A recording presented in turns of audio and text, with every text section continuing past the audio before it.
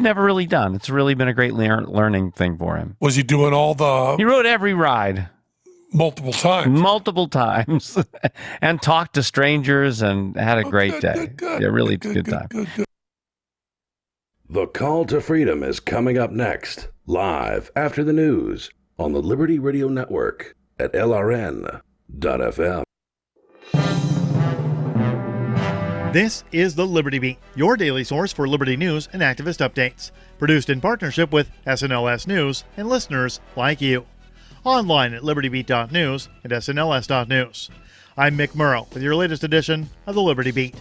Gold is trading at $1,415. Silver at $15.27. And Bitcoin is trading around $10,745. Today's prices are brought to you by InnoScale. Take off with Managed Cloud.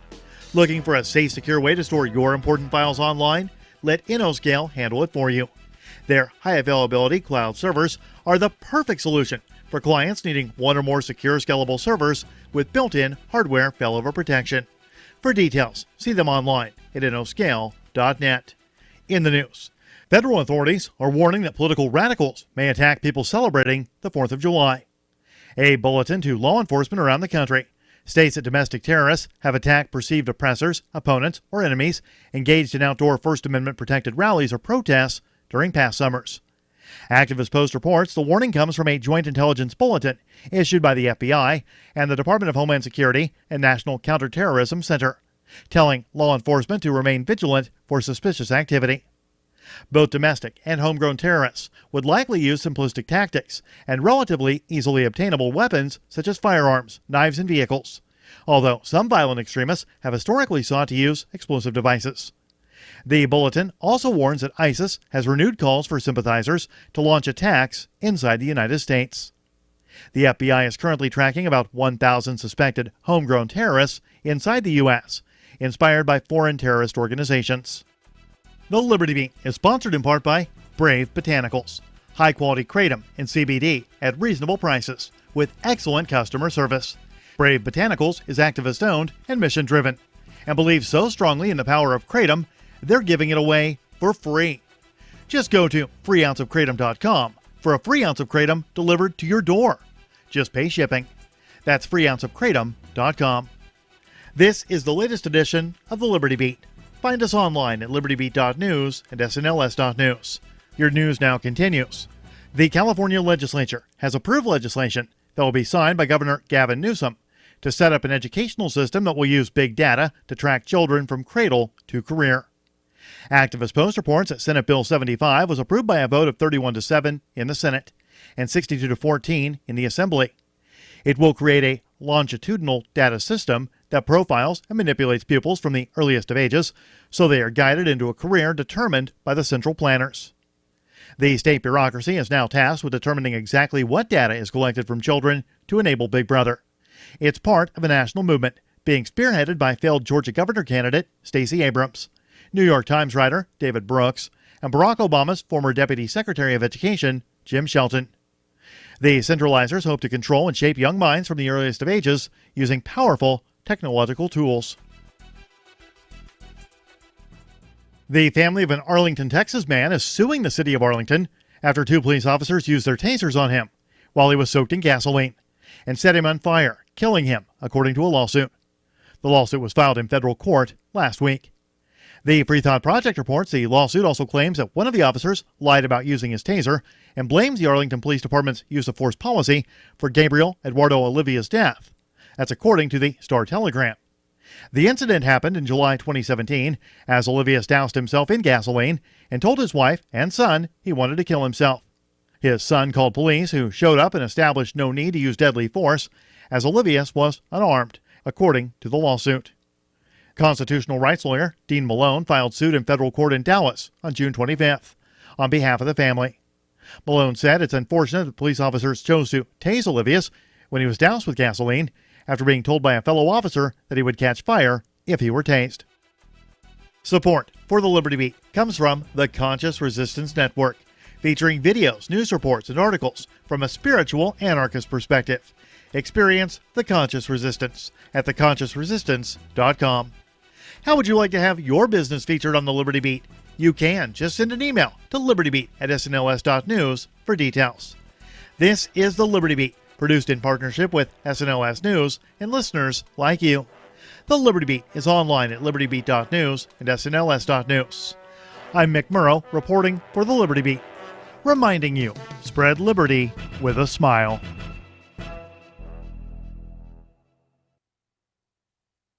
As a police officer, I constantly live in fear that I might be filmed brutalizing a civilian. It's something you know from the time you're a cadet. The slightest civil rights infraction in front of anyone who's looking, and the next thing you know, you're surrounded by cameras and trending on Twitter. No cop should have to worry about that. Practically every precinct I know has somebody serving desk duty just for acting on deeply rooted prejudices when somebody had a recording device on them. It happened to my partner, and it even happened to our own captain. One day he's just kicking an unarmed pedestrian in the ribs when all of a sudden people with cameras are everywhere, and then they just start shooting what he was doing, all 6 minutes of it. I can't help but think sometimes that could have been me ending up at that desk job. You never know which day of total impunity will be your last, but for a cop, that's just our daily reality.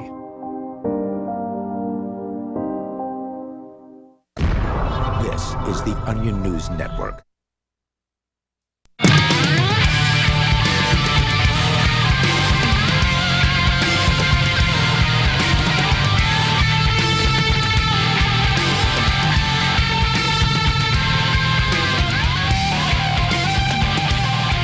Welcome to the Call to Freedom. It is Wednesday, July the 3rd, 2019, the day before Independence Day, or the 4th of July, whatever these jingoists call it now. I don't... Nobody knows what it's for anymore. It's just a random holiday that people go and barbecue. It is. I keep getting asked whether or not I'm going to celebrate it. I'm like, celebrate what? Celebrate what? You people have forgotten the reason for the holiday in the first place. Well, I'm not sure it was ever a cause worth celebrating anyway. I mean, we cast off the yoke from one master and immediately put ourselves under the yokes of another. Yay! Yeah, I was thinking more about how like it's time for another. I don't know. The articles independence of Confederation weren't that bad, but well, no, but it's time to throw government off again. Just yeah, like it was, yeah. I mean, that was the whole idea originally, was to throw government off every alter or abolish dozen it. years or whatever. Yeah, we're about at that point. It's definitely time for New Hampshire to secede. The people didn't do their part, I think, is why the United States failed. We were supposed to have a revolution regularly, and we failed to do that. We failed to revolt. See, I'm not sure I agree with that. I think the whole reason they set up the electoral system was to mitigate our need to have a revolution, or to make us think that we didn't need to because, oh, look, we don't like what they're doing. It's okay. We can just vote for someone else. Yeah, it seems to have worked. And it's perpetuated for like the last 200 or so years, 230, whatever, of people just going from one political party when they're unhappy to the next with nothing ever back and changing. Forth. Back and forth. Yeah, I don't know. I mean, wasn't there a whole like I don't know, a bunch of articles written that weren't not like official articles, but like the articles of I don't even remember what they were, but they were basically like not the Articles of Confederation. What am I thinking about? The Federalist Papers. Thank you. God, I don't know. Yeah, was that them? The ones where they were like, papers? We need to have a revolution and the rights of the people and all that. It's hard to take them seriously when they're talking about the rights of the people, because they, enslaved people and they killed gay people. That's true. Well, yeah, I guess they were talking more about the how do I say it? The men in the society. Yeah, exclusively the white men. Yes, the white men have the right to control society and revolt every so often. Yeah. Well, nobody's perfect. Well, I don't know if even, we have the right to revolt according to the government. I think obviously that we have the right. The government thinks you don't have the right to anything unless they say so. Right, but those are privileges. They're attempting to take rights and convert them into privileges, and most people are too unconsidered to recognize the difference between them. Yeah, most people don't even care as long as they can go home and watch Monday Night Football. So that's tomorrow. And of course, we're no longer a daily show, so there won't be an episode of Call to Freedom tomorrow. So any of our Independence Day celebration needs to get out now. And I have no interest in celebrating this nonsense. Yeah, not me. I'm going to do my normal routine. Yep. I'm going to be in the works of planning on that day instead. What are you planning? Anything you want to talk about? I don't think we should be talking about it on the air. Okay. Very cool. Well, I'm planning Ladies Night Out 2020, which is going to be a female-only event, trans women and women-only event, I guess I should say, at Forkfest in 2020. It's going great. You can join the Telegram group at t.me/Ladies Night Out 2020.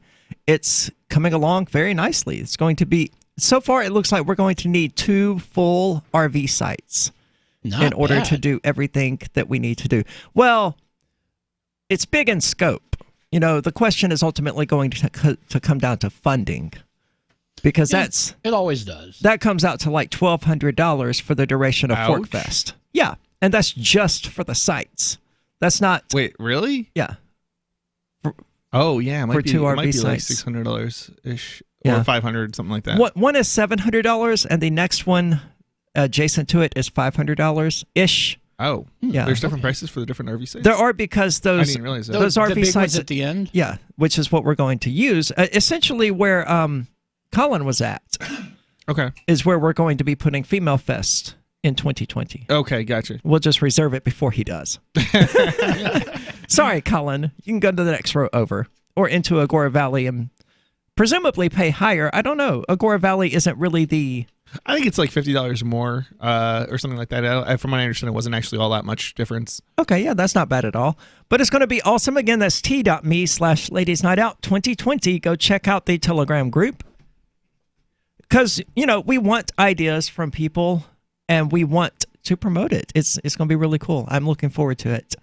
So, the big story that we have in front of us here is Congress is butthurt about Facebook's cryptocurrency, which completely, unless they're playing 4D chess, it completely obliterates my conspiracy theory that Facebook was largely acting on behalf of government interests in creating Libra in the first place. I mean, I don't like using the word cryptocurrency. You can call it fake cryptocurrency, but Yeah, it's not a digital cryptocurrency. currency. And I think we got to get that through people's heads. It's not a cryptocurrency. Yeah, at best, it's a digital asset. Yeah, it's supposedly a stable coin. Well, Okay. I'm not sure it's supposed to be. We've heard many conflicting things about Libra, and I don't think we're going to know for sure until it's actually released. But as I understand it, it's not going to be a stable coin. Its value is going to be dependent upon the actual money that Facebook has deposited into its bank accounts. And those bank accounts will be in various state-backed currencies. So one of the things that they're talking about is requiring ID, and I wasn't aware of that aspect of it. But as soon as you add ID into it, it's not a cryptocurrency, even if it operates every other way like a cryptocurrency. Well, it's a blockchain. Sure, but that doesn't make it a cryptocurrency. I think there are certain discerning differences between something that's on the blockchain and a cryptocurrency, right? There's all sorts of things on a blockchain of some kind. Well, I think technically speaking, it would just have to use encryption algorithms and be a currency in order to qualify. It wouldn't necessarily even have to be on a blockchain. I think if we're going to define cryptocurrency very broadly, and I wouldn't define it that broadly. Well, my definition of cryptocurrency would be something more along the lines of, it doesn't even have to use a blockchain, but it does have to be decentralized and distributed. That eliminates like 99% of all cryptocurrencies. Yeah, I mean, so to some degree, pre-mines not count to some degree, I would say that anyway. Well, I mean, no, let's not get into the subject of pre-mines. Yeah, I don't know if we should. I don't know how far we should go, and I don't necessarily know how far I am intending to go with it when I say decentralized and distributed, because I don't necessarily know that I would say pre-mining disqualifies it, so long as it does end up ultimately being decentralized and distributed. I prefer uncentralized versus decentralized, because I don't think anything can actually ever be decentralized. What you're effectively asking, someone has to create a thing, right? Mm-hmm. And by definition, it's going to be centralized under their power. Right. They may, in fact, have the constitutional fortitude to be like, I'm decentralizing this and I'm relinquishing all power to the masses of people. Right. So I think Can we say distributed instead? I think we're this is a good point. So the question is really essentially, are we talking about operations or development? Because there are, there's certainly a difference, and I don't necessarily think that you can't do decentralized development. The question is, are we doing it that way? And I don't think we actually are in most cases. I don't know that's entirely true in every case, but certainly I think in most cases, even a decentralized distributed system is being centrally developed. Sure. Well, I think in the grand scheme of things, cryptocurrency as a whole is probably as non-centralized as an idea can get. Sure, specific cryptocurrencies may be centralized, but if you don't like how Bitcoin is behaving, or you don't like how Dash or Litecoin or whoever is behaving, you can just make your own cryptocurrency. Right. Yeah, that's easy. So there's no state authority saying this is the cryptocurrency you should use. This is the main cryptocurrency. They're trying to make one. International banks in particular are like, hey, we need to get on this cryptocurrency train now. But I would argue it's probably already too late. There's more to talk about. Facebook. Congress doesn't want them to make Libra. Well, we kind of don't either. This is the call to freedom. There are basically two types of advertising: direct response and branding. Radio's great for direct response with its low cost to listener ratio, but audio can't be beat for branding, which is a longer term endeavor. You want to be the first thing that someone thinks of when they think about your product or service. If you have a local business that you want kept top of mind in your community, call the station. If you need national reach, Free Talk Live's got around 200 radio stations, millions of monthly listening sessions, can suit all budgets, and if we don't think we're right for you, we'll tell you. Email me, mark@freetalklive.com. Don't you hate that feeling in the pit of your stomach when the police pull you over? Most people have no idea how to handle it properly, and they promptly get fed into the municipal fee-generating meat grinder. Or maybe you recall that feeling you get when you go to the mailbox and see one or more letters from the IRS. You get a sense of impending doom, don't you?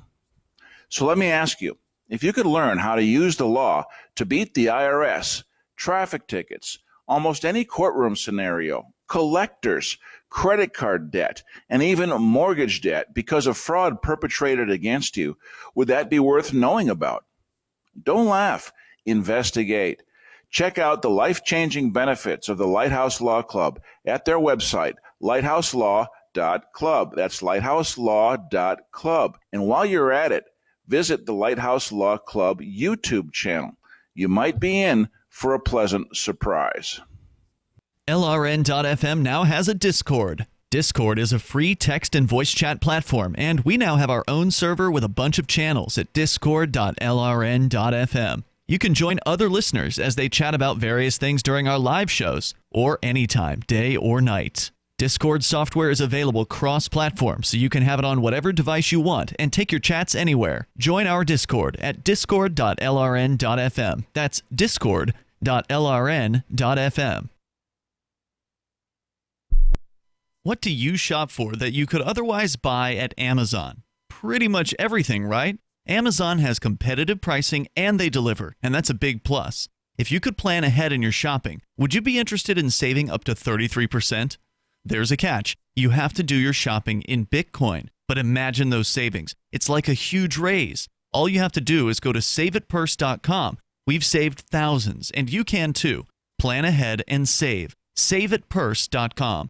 The LRN.FM social media channels have been revamped. We've eliminated Facebook and focused on other platforms like Twitter and Mastodon, the decentralized alternative to Twitter. On our accounts, you'll find posts from multiple LRN.FM show hosts together in one place. Follow us on Twitter at twitter.lrn.fm, or better yet, move to the decentralized Mastodon social media platform at toot.lrn.fm, toot.lrn.fm.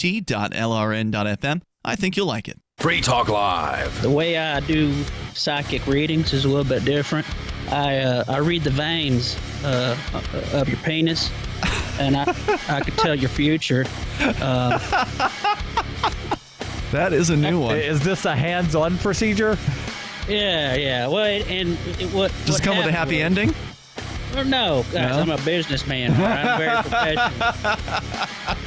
I'll tell you why I think he arrested me. I told him, I said, I can see right here that your life's going to be very short. He got upset and arrested me. So he thought that you were making a comment about his size. Yeah, that's what the size of his. Yeah. Uh-huh. Look here, I'm only interested in the veins, and I'm very professional. Now, where did you learn this technique? Oh, my dad. Free Talk Live, 7 nights a week from 7 to 10 Eastern, live on the Liberty Radio Network at LRN.FM. Now you can follow LRN.FM on the decentralized Mastodon social media platform at toot.lrn.fm, toot.lrn.fm.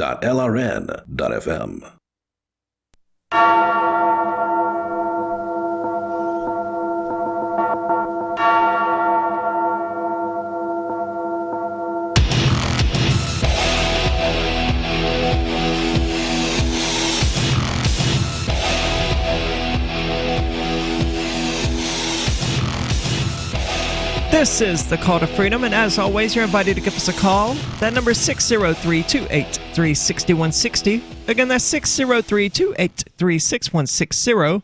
Or if you want clearer quality, you can use the Discord server that you can find at discord.lrn.fm. With you today, it's Arya, Chris, and Michael.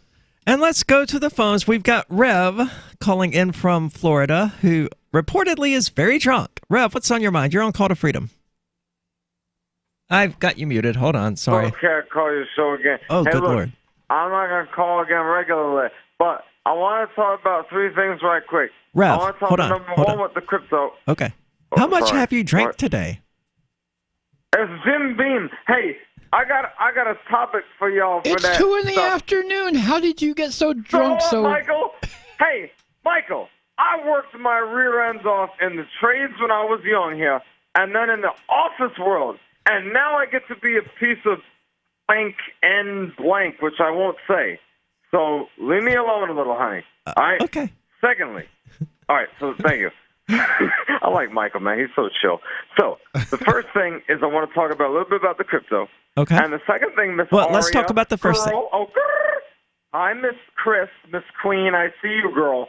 The second thing I want to talk about is a true. Oh no! The second thing I want to talk about is alcohol abuse, real quick. Okay. And the third thing I want to talk about is a true anarchist that, if y'all haven't heard of, I want to bust your heads with a microphone. Can I do that really quickly? Well, let's start in that order. Okay. What were your thoughts on crypto that you wanted to discuss? Well, okay, you're probably going to get into the story, but like, how do these buttholes? Some good censoring myself. How do they have a problem with this butthole Zuckerberg, who may or may not be of a certain persuasion, which is irrelevant, with this lira? Because this is completely centralized. This is completely state-backed. This is completely financially bourgeoisie Zionist-backed. So how do these buttholes have a problem with this? It's stupid. Well, we have barely gotten into the article, but essentially their argument seems to be that Facebook has too much power already, and Congress doesn't want them to have more power. Over something that they'll inevitably have power over. How ironic is it not? Absolutely. Yeah. All right. So the second thing, let's get to the good part. All right. So, and look, girl, I'm glad, you're back to your old self, honey. I'm glad you patched it up. I ain't going to call and bother your show much, but you're always welcome to my groups anytime. I'm glad to have you in there. And I joined your women's thing, so if you want to kick me out, fine, but I'm not going to bother the women or say anything. Anyway, so let's get to alcohol abuse. Let me clarify for everyone. Hold on. Men are welcome in the t.me/Ladies Night Out 2020 Telegram chat. Men are welcome there. But what about the band hammer will be swung if it needs to be. And I don't care what people think about that. It's not a free speech zone. Right. What about genderqueer males? No. Sorry. Trans women and women only. Wait, I'm so confused. So wait, you allow men but not trans men? No. I am not a tranny. I know you're not. I know you're not. I wasn't saying you were. You so lost me. Okay, well, let me rephrase that because it was confusing. Anyone of whatever gender or gender identity can join the Telegram chat. But this doesn't mean they're going to actually be able to access the women's only areas at Ladies Night Out at Fork Fest. Oh, that makes more sense. Okay. I thought you were discriminating against people who were trans men but not men, and women could be also in there. No, trans men can also join the group, but they will get the banhammer swung at them if they need to in the same way that any other man will. Okay, gotcha. Fair enough. Because, why not? Hey, I'm a big identity politics individual. Every group should have their own representation. Fair enough. I just thought it was funny to join the Mezzo's group. Anyway, I think it's a good little group, though. I think you're going to do well with the women's Mezzo, and you have in the past when you were a straight man girl with the, we won't get into that. Anyway, so can we talk about alcohol abuse real quick? Can you? I think you're demonstrating it, right? I can. Yeah, we've had a demonstration here. So what are your thoughts on alcohol abuse? Well, let me ask all three of you queens, what do you think? Y'all laughing, that's fine. What do y'all think differentiates an alcoholic from an alcohol abuser? Nothing. I think, aren't they essentially synonyms? Yeah, that's kind of what I thought. Why are you laughing, Chris? Do you know the difference? Well, I mean, are we talking about like a legally defined difference? Legally, or we're talking, I guess more colloquially. Oh, wow, I can't believe I pronounced that. Yeah, I feel like there's a difference, but go ahead. I want to hear you guys' thoughts. Is it because you're an alcohol abuser, but you don't want to say you're an alcoholic? Oh, I'm not going to say me. I'm going to say a character, honey, because, as a legal firearms owner, I could be, a character could be putting on an act right now, but, they don't misbehave with whatever they own as much as the butthole police, and they'd like to see the butthole police roasted So alive. what do you think is the difference between alcohol abusers and alcoholics? Are you talking to me, baby? Yes. Are you talking to me? Yes. Oh, yeah. Okay. Well, the difference, I was watching some videos about this after some old Jerry Springer videos and stuff, and the difference is that, and you correct me if you think I'm wrong, but it seems to be that alcoholics have a physiological/physical dependency upon alcohol, the substance itself, and/or the euphoric feeling that comes with it, whereas alcohol abusers are almost like small-time opportunistic alcoholics where they don't really care. They don't give a blank about the substance necessarily. They just like to get messed up once in a while. So if a character of mine in The Witcher 3, which is a beautiful video game which you should check out, honey, would be an alcohol abuser and not an alcoholic, that's a character, not me, of course. Yeah. Okay. And your third point, you rambled it off pretty quickly, has something to do with Ketwell? No. Has something to do with a much more of a visionary. Okay, first of all, well, I'll get into that, but you never told me your thing. Do you think it's the same thing or what, the alcohol thing? I'm the one who said I'm pretty sure they're synonyms. Yeah, I'm pretty sure they're more or less the same. Okay, all right. Michael, what did Michael say? I don't know that's true either. He literally just said, I think they're more or less the same. Yeah, I don't think that's necessarily the case. You can be both, but you don't necessarily have to be an alcoholic to be an alcohol abuser. I mean, just generally. Thank you, Chris. Thank you. Just generally speaking, I can go out, have a really wild night, and have abused alcohol, and I'll put the word abused in quotes because what does that even really mean? But at the same time, not be dependent on it. So. I don't think going out every once in a while and having some drinks qualifies as abuse. No, but you can. It would just be use. You could abuse it in a night by getting so drunk that you're going to end up in the hospital. I mean, I would think that would qualify as abuse, right? Or if you try to drink yourself to death. Rev, stick with us because I want to find out what your third point was. So hang tight. I'm not sure I agree. To me, an alcoholic is someone who abuses alcohol. Sure, but does an alcohol abuser have to be an alcoholic?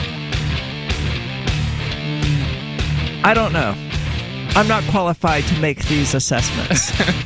This is Call to Freedom. Don't go anywhere. We'll be back with more of this discussion in just a moment. The problem is it's partially arbitrary. Is spreading the message of liberty, cryptocurrency, and peace around the globe worth $2 per month to you? As you may already know, in addition to our internet feed, LRN.FM broadcasts on free-to-air satellite across North and Central America, as well as Sub-Saharan Africa. And we've been available on satellite for free 24/7 since 2010. The LRN.FM free-to-air satellite signal is reaching some of the most oppressive regimes in the world, and there's no doubt our ideas are making an impact. You can learn more about the channel's impact by watching the 3-minute video at fund.lrn.fm. If you'd like to help free minds globally with our ideas of liberty, cryptocurrency, and peace, you can donate as little as $2 per month via fund.lrn.fm. You can help us continue and expand our satellite broadcast to multiple continents. Visit fund.lrn.fm today, and thank you for your help. Don't forget to share the link on social media. That's fund.lrn.fm.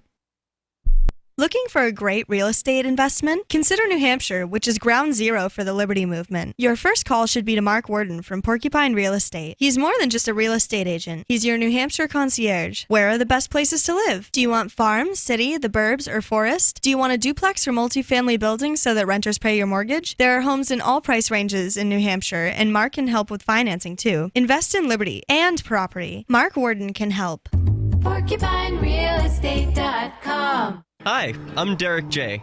I don't want a politician to represent me. To me, government is the idea that one group of people can coerce everyone to comply with an edict or face increasing punishments up to and including death.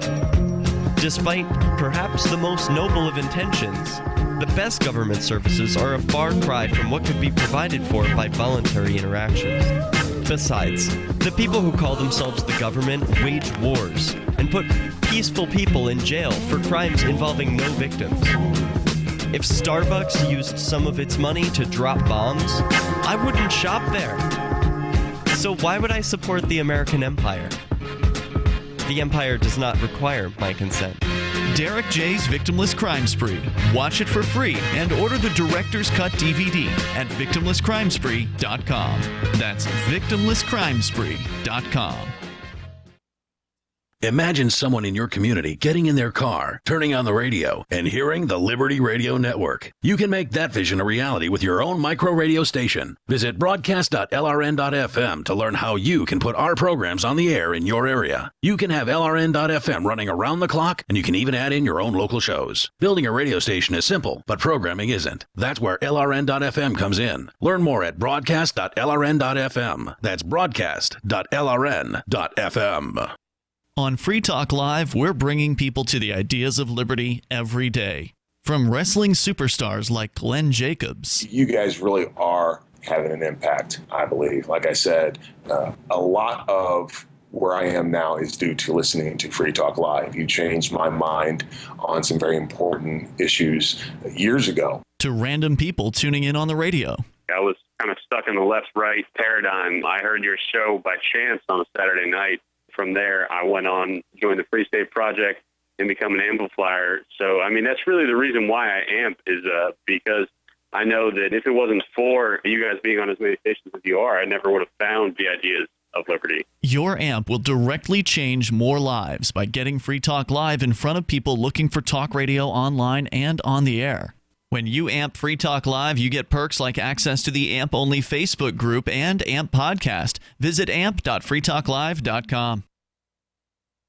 This is the Liberty Radio Network, broadcasting the latest liberty-oriented audio content 24 hours a day at LRN.FM.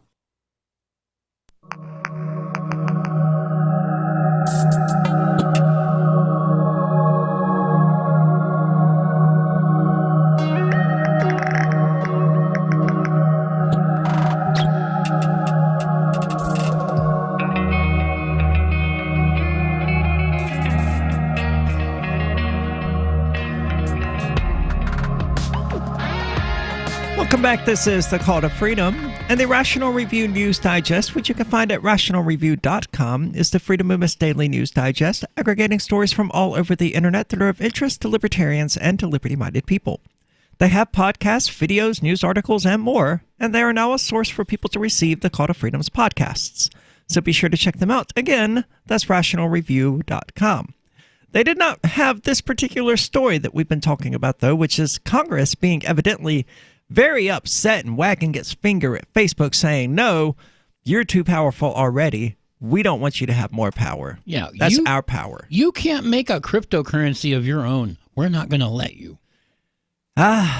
Well, and yet anybody can do it, and at least a real one. That's true as well. Huh. Yeah, I interesting problem there. I'm not sure how they're going to stop Facebook from doing this. Yeah, there's no approval process. You don't need the government's permission to make a cryptocurrency. Nope. Interesting. This may in fact be a catalyst causing the government to outlaw people creating cryptocurrencies. I'm not sure how successful a law would be. Or it may just be the excuse. Yeah. Anyway, let's get back to the phones. We got Rev, who is calling in from Florida. Rev, you wanted to talk about some visionary, you said. What in God's name are you talking about? I've got you muted. I'm so good at my job. I don't want to take too much more of the show. However, first of all, by the way, one last thing I wanted to say to Christopher and to Michael and to you, girl, is do you know how slim alcohol can keep you? Hunty, for eating like not for 2 days. I feel like, I'm every woman. Like that stuff. You know what I'm saying, ho? That's what I'm saying. That slim waist. All right. Okay, anyway, we're done with alcohol. What was your point about the visionary? Well, there are two visionaries. Number one, I want to tell you. Number two, I actually want to talk about. Number one, you should look up Hedwig and the Angry Inch. That is a German drag queen transgender from a famous play/movie/musical with rock music. You should look up. All right, so you're a terrible tranny for that, girl. The second thing, the one thing I want to talk about. You guys ever heard of Gigi Allen? Oh yeah, of course. Oh, Michael? Is that Michael who said that? Yeah, that's Michael that said that. Who hasn't heard of Gigi Allen? Chris? You've never heard of Gigi Allen? Who? Like the original hardcore pimp punk slap rocker. You, girl. I'm a pimp slap your ass. Ooh, loud. Rev, calm down. Dude. All right. I mean, he was a very unusual punk rocker. One of the heaviest. I think he eventually killed himself. I don't remember now what, but he was he would like throw feces at the crowd.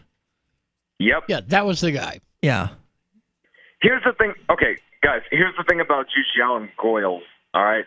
So the thing about Gigi is that a lot of people thought he was a piece of excrement. And he kind of was, you know, but he was Well, he dead threw honest about excrement that. at the very least. Yeah, right. He was, and he threw it. Exactly. And actually, and not to be too obscene, but let's just say he gave himself a facial of that, which is absolutely horrific, you know. But the point is, you're wondering, like, why am I bringing up Gigi Allen? It's just because the character might be dead drunk off that Jim Beam. Like he said, put that bottle by my side. It was my only friend in life.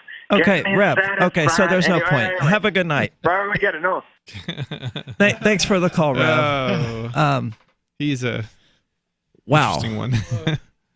So evidently there was no visionary. I don't consider Gigi Allen to have been a visionary. He was just a lunatic. You don't need a whole lot of vision to throw excrement at people. No. Wasn't at one point like, I know that Gigi stood for Jesus because that was his actual name or something, but wasn't he at one point actually convinced that he was Jesus Christ? I don't remember. I don't either. But anyway, Rev, thanks for the call. Yes, we did indeed hang up. You started singing. I'm good on that. So let me see if I can find this again. Congress is demanding that Facebook halt its crypto project. So this includes Maxine Waters and other Democrats on the House Financial Services Committee. Evidently, they ordered Facebook to halt the release of Libra until Congress can hold public hearing to assess the risks and benefits of the cryptocurrency. Now, this is just self-serving on her part because Facebook already said it wasn't going to be released until next year. Yeah, that's true. But, I mean... She's just grandstanding. Facebook moves significantly more quickly than the government.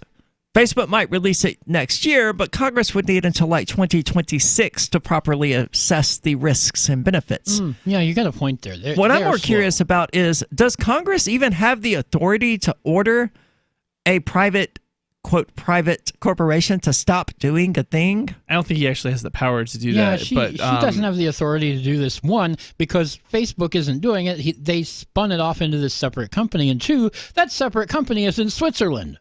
Yeah, I don't think it even matters. He simply doesn't have the authority to do it. The problem is he does have the power, and there's kind of a difference here. Maxine Waters is a she, by the way. She, sorry. So she has basically the power, given that she can pass a law that can totally destroy Facebook. So she has the power. She just doesn't have the authority in the sense that she can't, until she does it, it doesn't mean anything, right? So. Well, she says that because Facebook is already in the hands of over a quarter of the world's population, it is imperative that Facebook and its partners immediately cease implementation plans until regulators and Congress have an opportunity to examine these issues and take action. Nonprofit organizations ranging from Americans for Financial Reform to Public Citizen and Consumer Reports have called for a moratorium on Facebook's Libra in a petition, arguing that the government must determine whether Libra is too dangerous to be released into the wild. I mean, What? Wouldn't Too that dangerous? Wouldn't that be up to the people to decide? I mean, if you think it's too dangerous, don't use it. Isn't it really that simple? This is ridiculous. It's called market competition. I would certainly agree that it's too dangerous. It's too unsafe. I mean, this is Facebook. We've already seen the memes popping up of your post violated your community standards, so you lost access to your wallet for the next 30 days. I think you're right to a degree. I don't think it's too dangerous in the sense that the government is saying it's too dangerous. It's dangerous in the sense that you're handing control from a government over to another government. I don't know to what extent I could agree that Facebook is a government. It's not. It's sort of like a government you opt into, if that makes any sense. True. Yeah, I will agree with that. It's not a state. Yeah. Yet, but it is at present a government. Sure. Yeah. That government has banned me from holding citizenship. Apparently. Yeah, they really don't like trans people. Yeah, they don't like trans people. They don't like outspoken trans people. Evidently, they don't. With political opinions on stuff. So I was talking to someone, and they asked me to prove I'm real or something like that. And it was just such a bizarre thing to me that someone in Keene would not have seen the 6-foot-tall red-haired tranny who ran for sheriff. So I posted that sentiment on Facebook. Somebody reported it, or may not have reported it. It's unclear whether or not someone has to actually report something before Facebook actually investigates it. But it was flagged, and they suspended me for 30 days. I hit the review button. They came back and said, nope, this violates our community standards against hate speech. So I said, well, take another look. You're banning a trans person during Pride Month for saying something about herself. And they came back and said, nope, it's a violation of our standards against hate speech. You know, it doesn't surprise me if that was true, because their policies are just stupid. It's absolutely stupid. So, I mean, I have left Facebook in the past for about a 3-week period. A 30-day ban, that's like you've completed rehab at that point. To stick the needle back in at that point is just absurd. So Facebook kicked me off of Facebook as far as I can tell. Another reason I'm not on Facebook. Yeah, it's absolutely ridiculous. And that's why I don't want to use their cryptocurrency. Are you tired of governments murdering people around the world? Stop using their money. There is an alternative. Bitcoin is a stateless, free market, non-political currency. Bitcoin cannot be inflated or controlled by any government. By using their money, you're helping the state. Stop doing it. You have an incredible alternative available now. Learn it, use it, spread it. Get started with Bitcoin at Bitcoin.com. That's Bitcoin.com. The Free State Project has reached its goal of 20,000 liberty lovers who've pledged to move to New Hampshire and get active to achieve liberty in our lifetime. Perhaps you're trying to figure out what part of New Hampshire should be your destination. If so, consider Keene. You'll find more than 150 reasons to move to Keene at move.freekeene.com. Keene is famous for its historic, publicity-generating activism, as well as being the liberty media capital of the world. It's home to freekeene.com, New Hampshire's destination for liberty activism, news, and opinion. For years, we've been compiling over 150 reasons to move to Keene at move.freekeene.com, where you'll learn about some of what's happening here and what makes Keene a great place to live. If you love liberty, you'll probably enjoy anywhere you end up in the Shire. But do your due diligence first. Please visit move.freekeene.com for the full list of over 150 reasons to move to Keene. That's move.freekeene.com.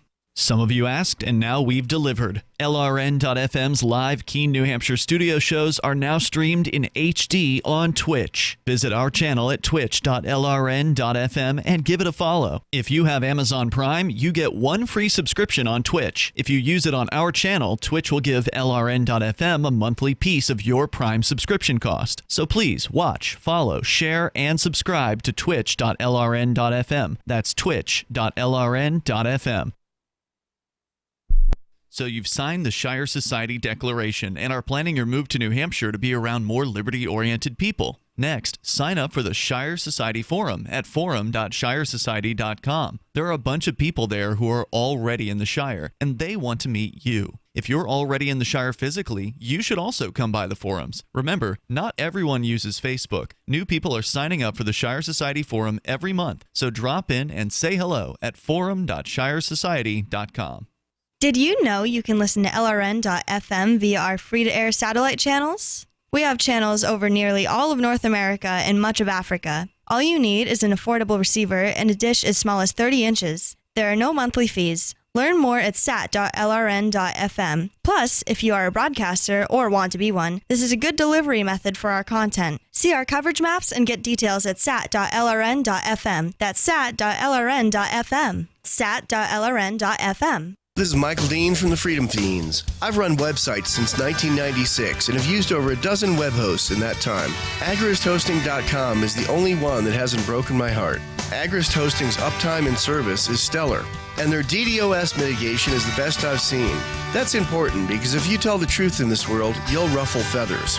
And some people will try dirty tricks to silence your voice. No matter what the haters hit us with, Agrist Hosting keeps our websites online. If you have a mission-critical commercial presence or a world-changing activism site, you cannot tolerate any skullduggery. So go with agristhosting.com. Have a WordPress or blog site, but you're not satisfied with performance or uptime? Or just want raw hosting? Want to pay with Bitcoin? Agrist Hosting specializes in high-performance hosting with personalized service. Go to agristhosting.com and click on the button that says Get Hosted. That's agristhosting.com. You can sign up to receive the latest about the Liberty Radio Network via our email updates at updates.lrn.fm. That's updates.lrn.fm.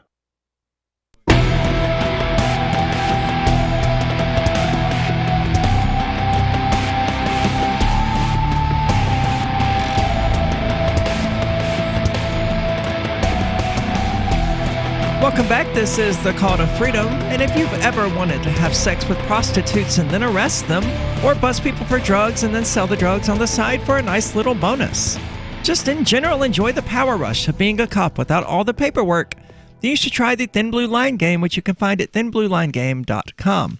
It's the only card game in the world that allows you to shoot someone over a broken taillight and then escape accountability with the magical phrase, "I feared for my life." You know, typical cop stuff. Get it now at thinbluelinegame.com and use the coupon code CTF to get all shipping costs waived. Again, that's thinbluelinegame.com. Now, we've been talking about Facebook's digital asset that I keep referring to as a cryptocurrency just out of sheer force of habit, but I would agree it's not a cryptocurrency. The idea of letting Facebook, the company that banned me for using the word tranny, have control over my money is absolutely absurd. No, thank you.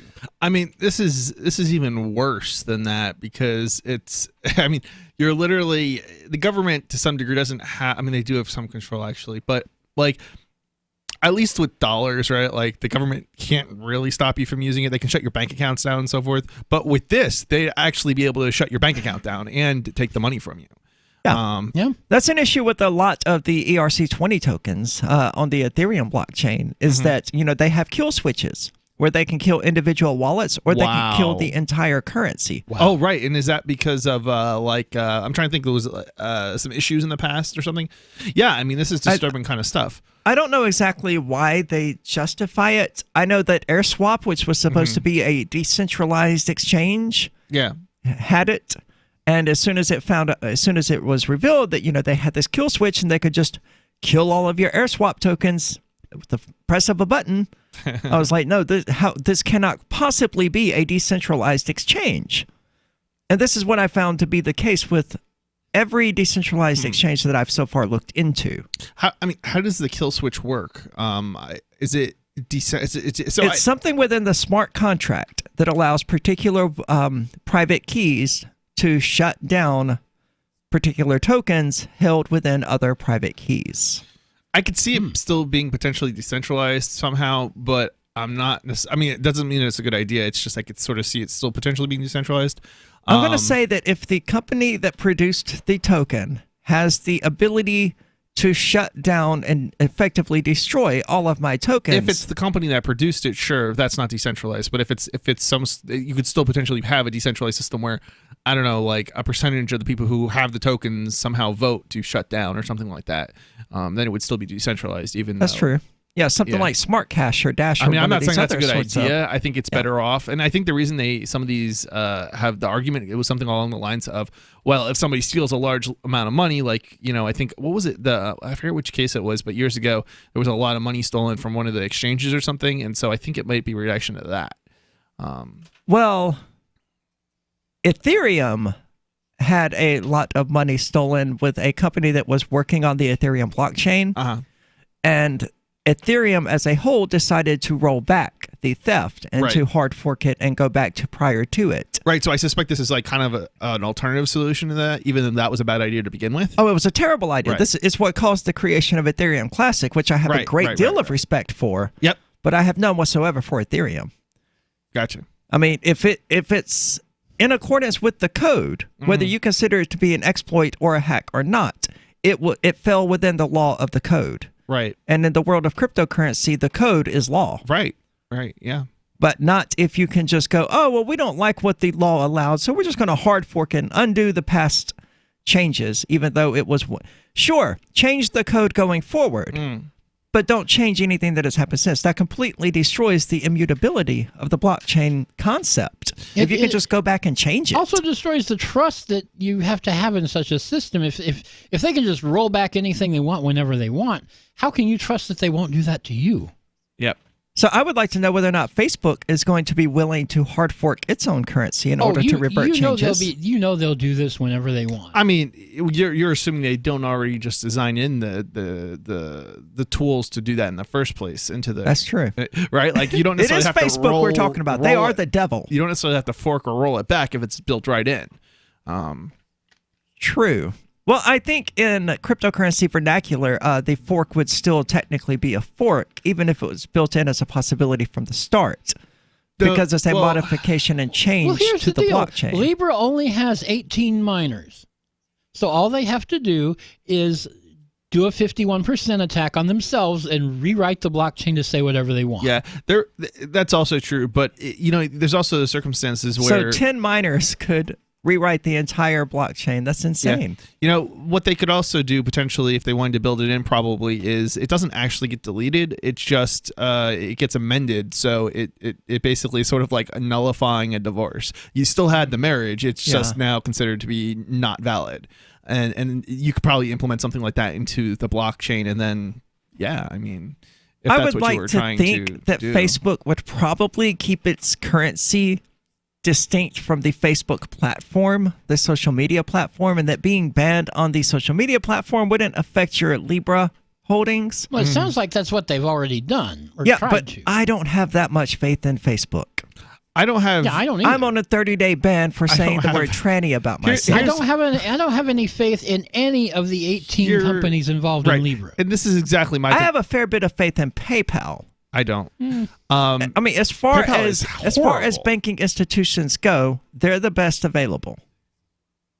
I know. I mean, that's like saying this is the worst pile of crap that I've ever eaten. I posted that meme the other day. It is still a pile of crap. This is something that I'm not entirely sure about. Here's but the things problem. like Square Cash and Venmo exist now. I don't know anything about Venmo, but Square Cash is great. I'm going to back up and they support Bitcoin. Yeah, I'm going to back up a second and say I'm not so sure, and only because PayPal has banned like all adult performers, for example, from its platform, and that's actually how they got their platform actually was built off adult performers back in the day. That's how they got started. Anyway, so they've banned that, and this they banned is why all my sorts of streams other have stuff. crypto QR codes and not PayPal links. Okay. But the point that I'm trying to make is a lot of banks did the same thing, but it was after the government came in and sent a letter to like banks and stuff. Yeah, please do this for us. The thing is, I think there's still probably banks out there that adult performers can get an account at. It's just that it's going to cost them more, as opposed to Why would you tell them what you're doing? When you open up an account, it's the know your customer crap. Yeah, it's all know your customer stuff. I don't think I've ever had to tell a bank or PayPal what I was doing to earn money. So let's back up a moment. And if I did, I would just lie. Okay, so hold on. Let's back up a moment. So they have a list of names of adult performers that was sent to them, I guess, or it was otherwise acquired after this letter was sent to banks. And based on that letter, it lists people in the adult performing industry. And they went through and they curled. They got rid of, basically, they killed the accounts of the adult performers, people who had not been in the industry for 20 years. So, yeah. And this is, even though it's legal, even though we're talking about a legal business, this is what the feds basically told the banks. And that's how the banks reacted. Interesting. And this was, I don't know, I was within the not last aware 10 of years. any of this. Yeah, this is in the last 10 years. Years ago. Interesting. Well, there's Square Cash now, which presumably doesn't do that. And they will allow you to purchase and sell Bitcoin directly from within the app. Yep. It even includes a nice little Bitcoin wallet. I'm not presently able to use Square Cash because for some reason they want a picture of my photo ID. I don't know why. I don't know anybody else who had to give them that. But for whatever reason, they want mine. That's goofy. It is. It is. It's very weird. Welcome to Know Your Customer Anti-Money Laundering crap. Patriot Act.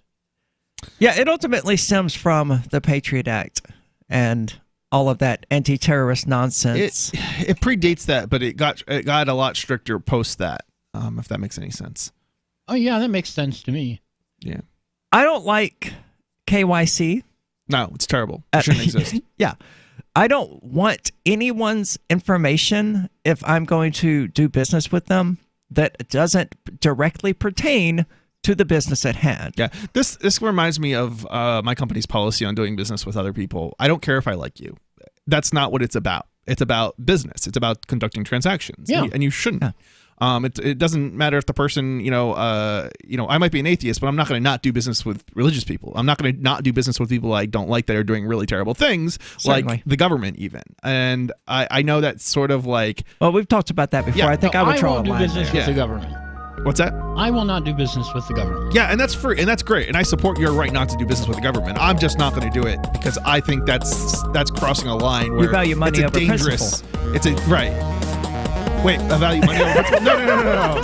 I'm sorry. I thought you said the exact opposite of that. I value principle over money, and I don't want to discriminate against who I'm doing business with. Awesome. Call to Freedom. We'll be back in a moment.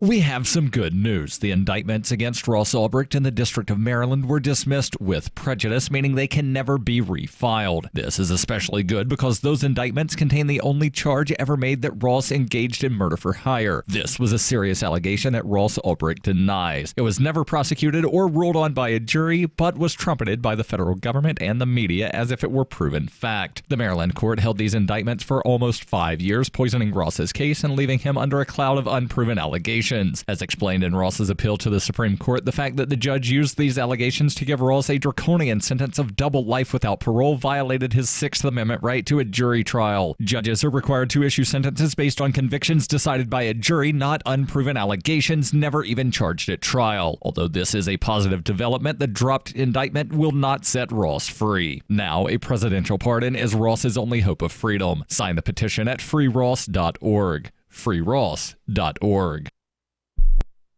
Now that you've found the Liberty Radio Network at LRN.FM, you may want to help expose others to our great programs. To assist you in doing so, you'll find resources at promote.lrn.fm, including details on how to get a free bumper sticker, quarter-page flyers you can print out and distribute, banners for your website, as well as files that will allow you to make your own custom banners and graphics. Visit promote.lrn.fm and help bring new listeners to the Liberty Radio Network. That's promote.lrn.fm.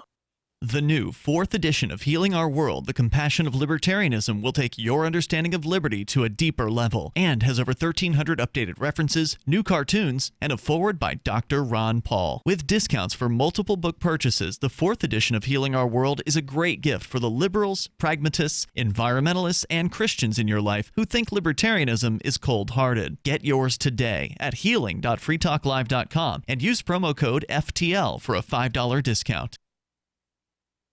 More of the Call to Freedom is coming up next, live after the news on the Liberty Radio Network at LRN.FM.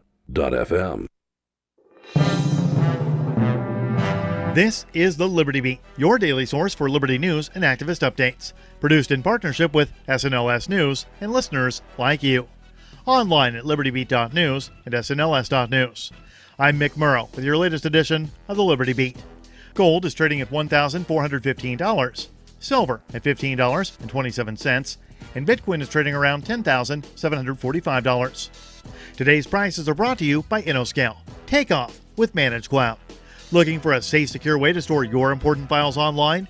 Let InnoScale handle it for you. Their high-availability cloud servers are the perfect solution for clients needing one or more secure, scalable servers with built-in hardware failover protection. For details, see them online at innoscale.net. In the news, federal authorities are warning that political radicals may attack people celebrating the 4th of July. A bulletin to law enforcement around the country states that domestic terrorists have attacked perceived oppressors, opponents, or enemies engaged in outdoor First Amendment protected rallies or protests during past summers. Activist Post reports the warning comes from a joint intelligence bulletin issued by the FBI and the Department of Homeland Security and National Counterterrorism Center, telling law enforcement to remain vigilant for suspicious activity. Both domestic and homegrown terrorists would likely use simplistic tactics and relatively easily obtainable weapons such as firearms, knives, and vehicles, although some violent extremists have historically sought to use explosive devices. The bulletin also warns that ISIS has renewed calls for sympathizers to launch attacks inside the United States. The FBI is currently tracking about 1,000 suspected homegrown terrorists inside the U.S., inspired by foreign terrorist organizations. The Liberty Beat is sponsored in part by Brave Botanicals, high-quality kratom and CBD at reasonable prices with excellent customer service. Brave Botanicals is activist-owned and mission-driven and believes so strongly in the power of kratom, they're giving it away for free. Just go to freeounceofkratom.com for a free ounce of kratom delivered to your door. Just pay shipping. That's freeounceofkratom.com. This is the latest edition of the Liberty Beat. Find us online at libertybeat.news and snls.news. Your news now continues. The California legislature has approved legislation that will be signed by Governor Gavin Newsom to set up an educational system that will use big data to track children from cradle to career. Activist Post reports that Senate Bill 75 was approved by a vote of 31-7 in the Senate and 62-14 in the Assembly. It will create a longitudinal data system that profiles and manipulates pupils from the earliest of ages so they are guided into a career determined by the central planners. The state bureaucracy is now tasked with determining exactly what data is collected from children to enable Big Brother. It's part of a national movement being spearheaded by failed Georgia governor candidate Stacey Abrams, New York Times writer David Brooks, and Barack Obama's former Deputy Secretary of Education, Jim Shelton. The centralizers hope to control and shape young minds from the earliest of ages using powerful technological tools. The family of an Arlington, Texas man is suing the city of Arlington after 2 police officers used their tasers on him while he was soaked in gasoline and set him on fire, killing him, according to a lawsuit. The lawsuit was filed in federal court last week.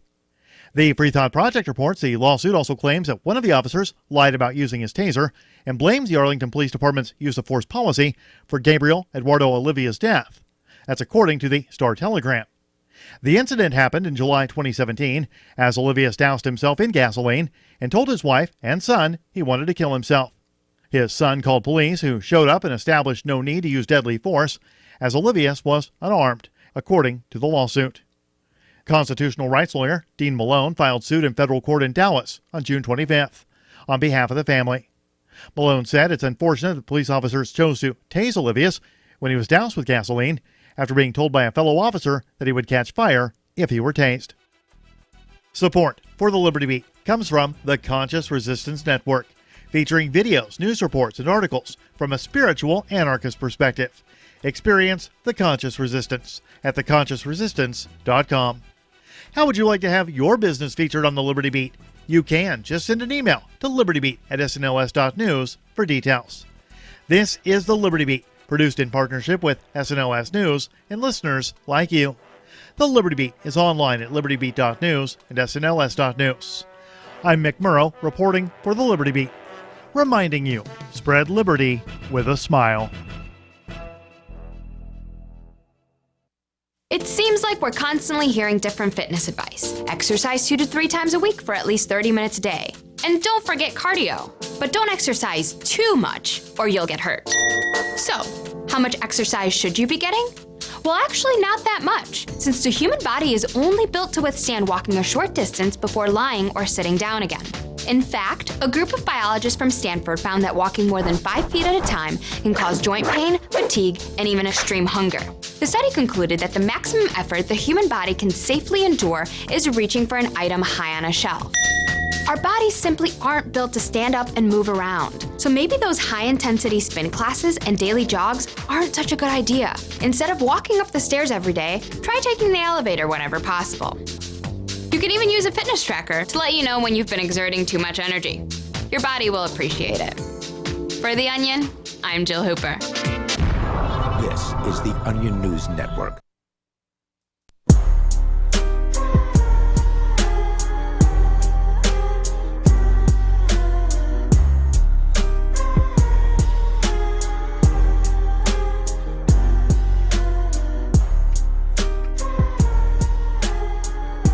Welcome back. This is the Call to Freedom here on LRN.FM. I'm your host, as always, Ari DeMetzo, joined in the studio by Chris and Michael Hampton.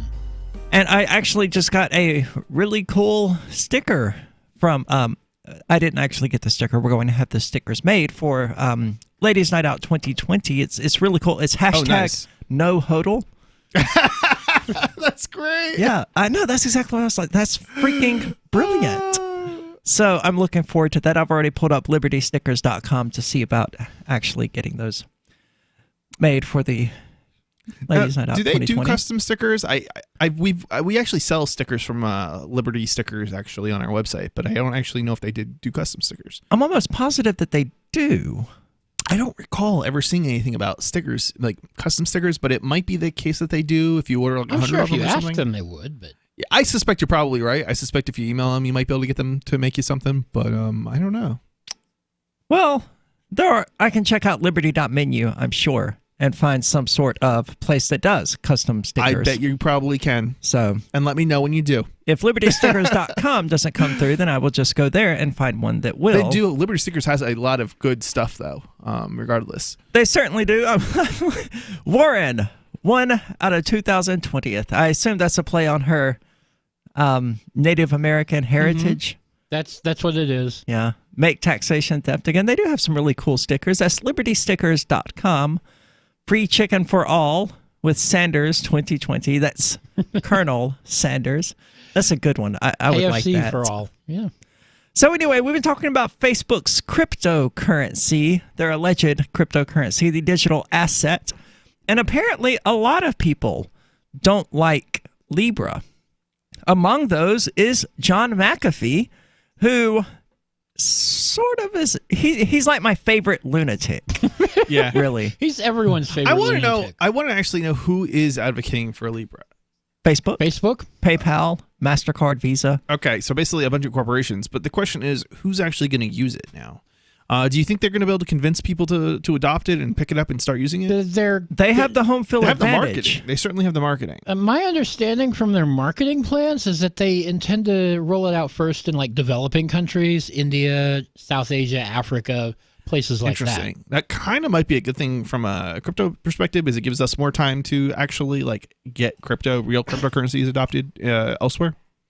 That's true. Of course, it's not the first time we've heard, oh, we need to make cryptocurrency accessible to the developing world. I mean, Bitcoin Silver notoriously used one of those $25 white papers to just fill it with a bunch of buzzwords about that without ever actually outlining how they're going to make this technology that requires a reliable internet connection, which is spotty even in places here in the United States. Yeah, and you know what else? We also have to look at the fact that they've already, the banking industry is already supposedly doing something similar, and appears not to have really succeeded, or at least not in the way in which I think people were envisioning it initially. I mean, isn't there Ripple for people who want their government coin? Yeah, it's something like that. Ripple. It's like it's used by banks, I guess, and I don't really know if it ever actually went anywhere, because I guess it was not really ever a cryptocurrency for individuals and users. Ripple? Yeah, I mean, I guess Ripple you can, is available. but it's, I mean, you can. Yeah, you can actually get your hands on Ripple, but Right, but it's- Chris is right. It was something that was designed for geared towards banks to use with each other. Right. That was my understanding, or at least that's the excuse that they started using after people didn't adopt it. I don't know. Well, Bill Clinton was the Ripple keynote speaker in 2018, I think it was. Right. So as far as institutional powers go, it's hard to get more blatant than Ripple. Yeah, certainly. Token Pay, of course. The institutional powers are certainly trying very hard to control the cryptocurrency Pandora's box. But I think we've already reached a point where what is out of that box cannot be pushed back in. They've already waited too late. If they were going to kill cryptocurrency, they had to move on it when Bitcoin was a penny each. Yeah. And they Or did $1. Because they're the state and they do everything slowly. Yeah. I mean, you can always get ahead of the state. I don't think they're going to kill cryptocurrencies just because ultimately they're going to get you. Look, they are hard. It's going to be hard to kill. I mean, you can ban it, but then only people who are outlaws are going to use it. Well, see, my point is, I think it's probably impossible to kill now. You may be able to kill Bitcoin or I don't think it's Ethereum or possible something. to undermine cryptocurrencies and Bitcoin in terms of the majority adoption, but I certainly think it's possible to. I don't think it's possible to kill it from the black market's going to use it. Sure. That's why I'm saying they've already dropped the ball. They've already waited too late. Yeah. I mean, it comes back to you can kill the revolutionary, but you can't kill the revolution. Yeah, exactly. Yeah, it's a good way to phrase it. Yeah. They may be able to kill Bitcoin, Ethereum, Litecoin, Dash, Zcash, or any of these others, but the idea of cryptocurrency and what it represents is here. Yeah. And they would have had to have assassinated Satoshi. It'll be interesting to see if they actually do end up making it like illegal. What exactly happens in terms of blatant acceptance still? Like, will we be able to keep on businesses who are already accepting it and still continue to get new businesses even though it's illegal? No. You think? Probably not. They're not selling heroin. Right. Why would they accept cryptocurrency? Well, I mean, your average brick and mortar business is beholden to the state. They can't do illegal things. But hold on a second. So I think the argument here is that businesses break the law all the time. And the question is, are they being, to what degree are they going to come in and actually enforce this, anti-crypto law, right? Just because the law is on the books doesn't necessarily mean people are going to obey it. And I think that's the question. So we could potentially, and I'm not saying we will, but I'm saying it's potentially possible or conceivable, I think, for them to outlaw Bitcoin and still see merchants accepting Bitcoin. I don't think businesses would ever be willing to risk the sort of penalty that the federal government would put on that, because we are questioning. But the federal government doesn't go after businesses generally. They're going to go after larger, frauds and things like that. If you look at where they don't go after businesses presently because Bitcoin isn't illegal. Hold on. So this is true, but if some small some small convenience store here in Keene started selling heroin on the shelves, the feds would be there that day. Probably not. And it's going to be an issue of state versus federal. So I think the state would be there, but I don't think the feds would. The feds don't actually have the resources that the state governments do to go after small time stuff like that. That's usually left up to the states. So the question is, would the feds go after individual stores? And I suspect not. They might make an example out of some businesses, but I think it would probably be mostly dependent on the state to actually do any kind of enforcement or pass a law. It's sort of like the whole marijuana thing, right? It's illegal at the federal level, but the reality is the federal government doesn't have a whole. They've targeted. They don't arrest individuals for possessing a joint. Exactly, and I think it's probably likely to end up in possibly kind of maybe going that same route. Or down that same road. I think we might still be able to successfully get, but still, we don't see businesses to accept it, even if it were illegal at the federal level. But we don't see businesses breaking the cannabis prohibition to sell marijuana. Sure, we do at the federal level. Who? Every business, every marijuana, every legal, and I put that in quotes. Okay. Marijuana distributor is breaking federal law.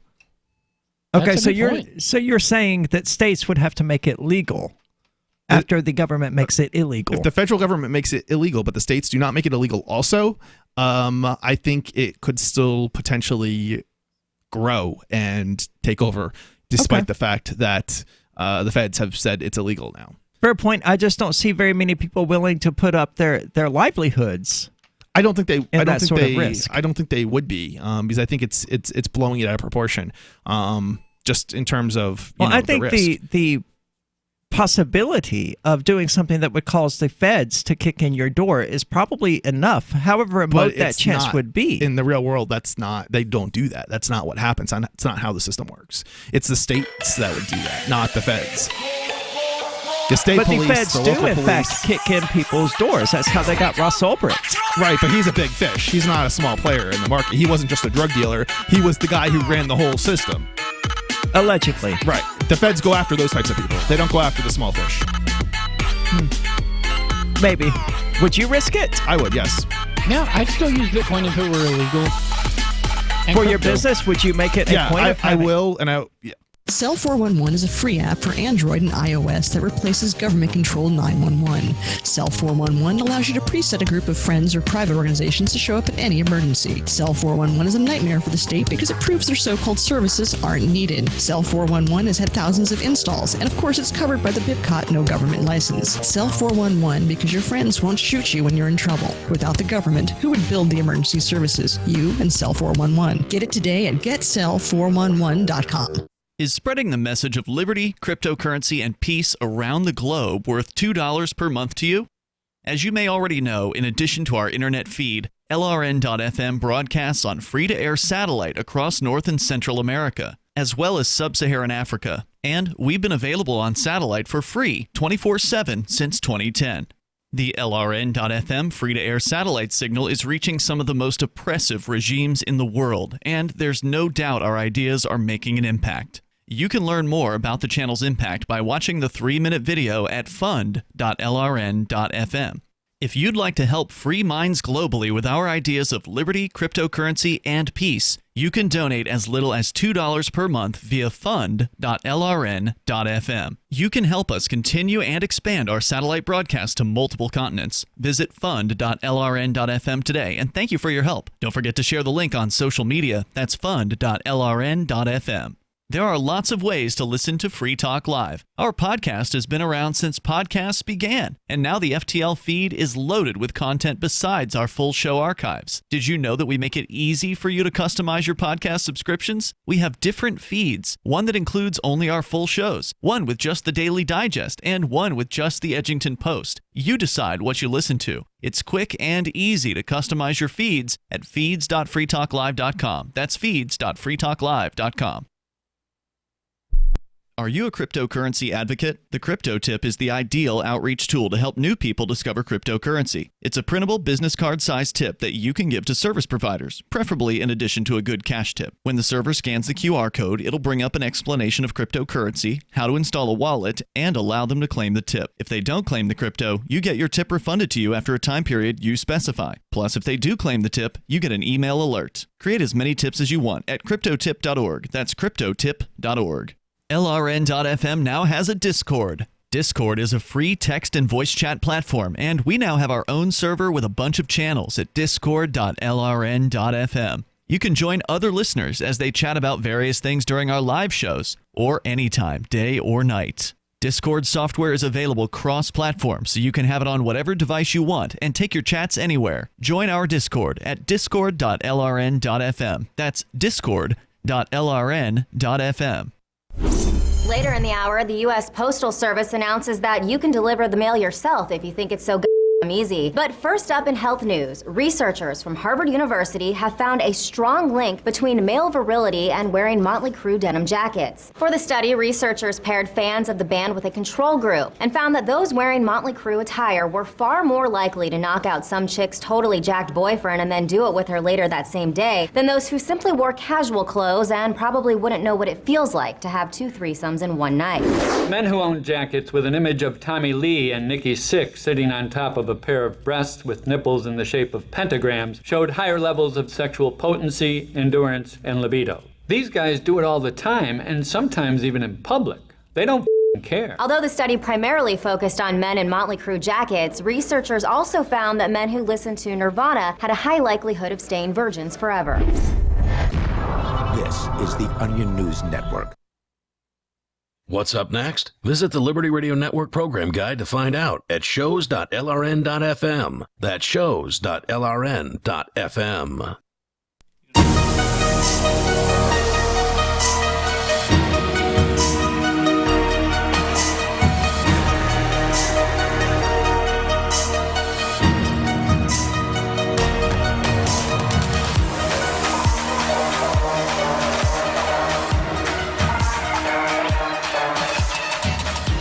Welcome back. This is the Call to Freedom. As always, you're invited to give us a call.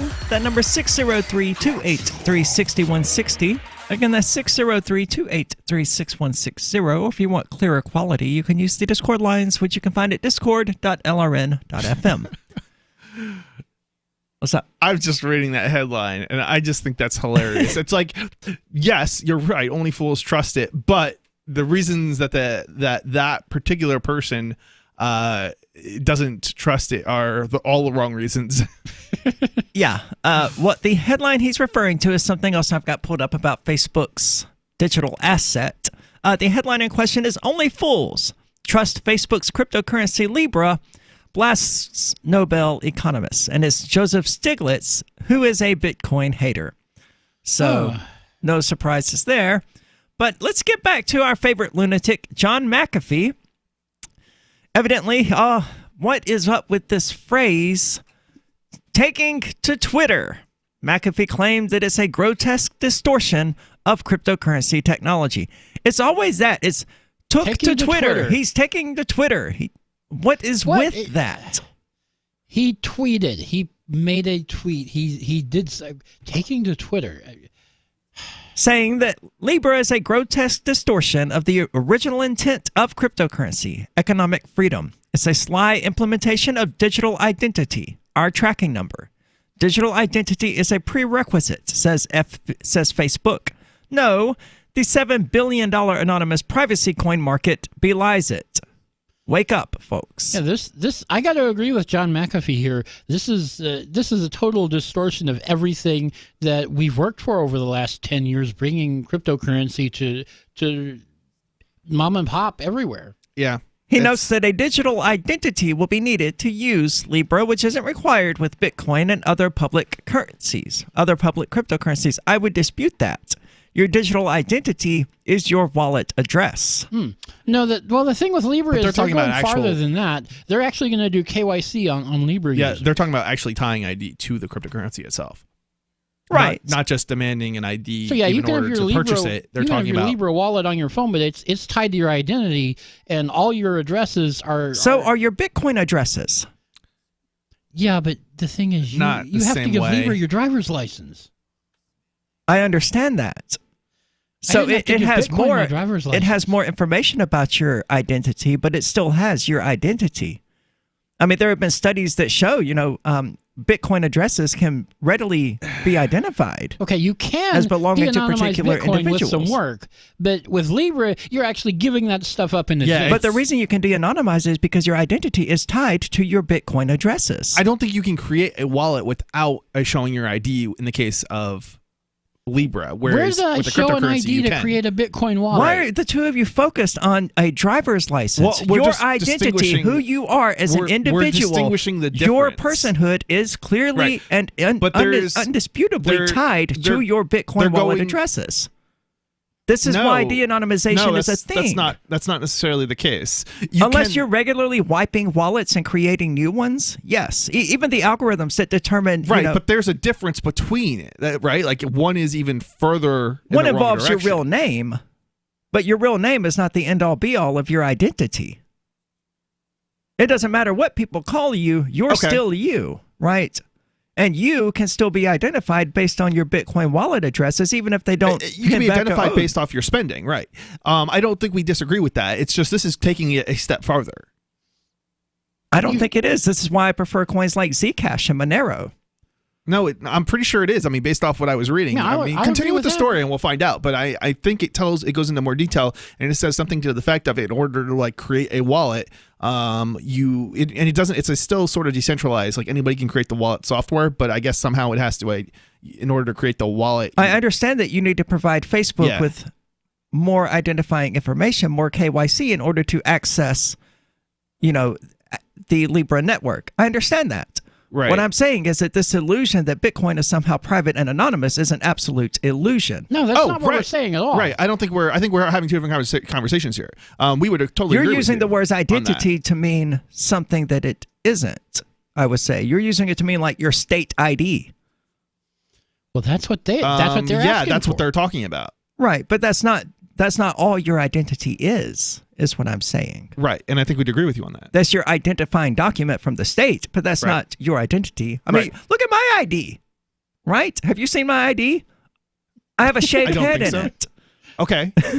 I don't think I've seen your ID. To say that, that is my definitive identification is categorically false. Right, but I mean, that within the context of this article, we're talking about an actual ID from a state, Right. from a government.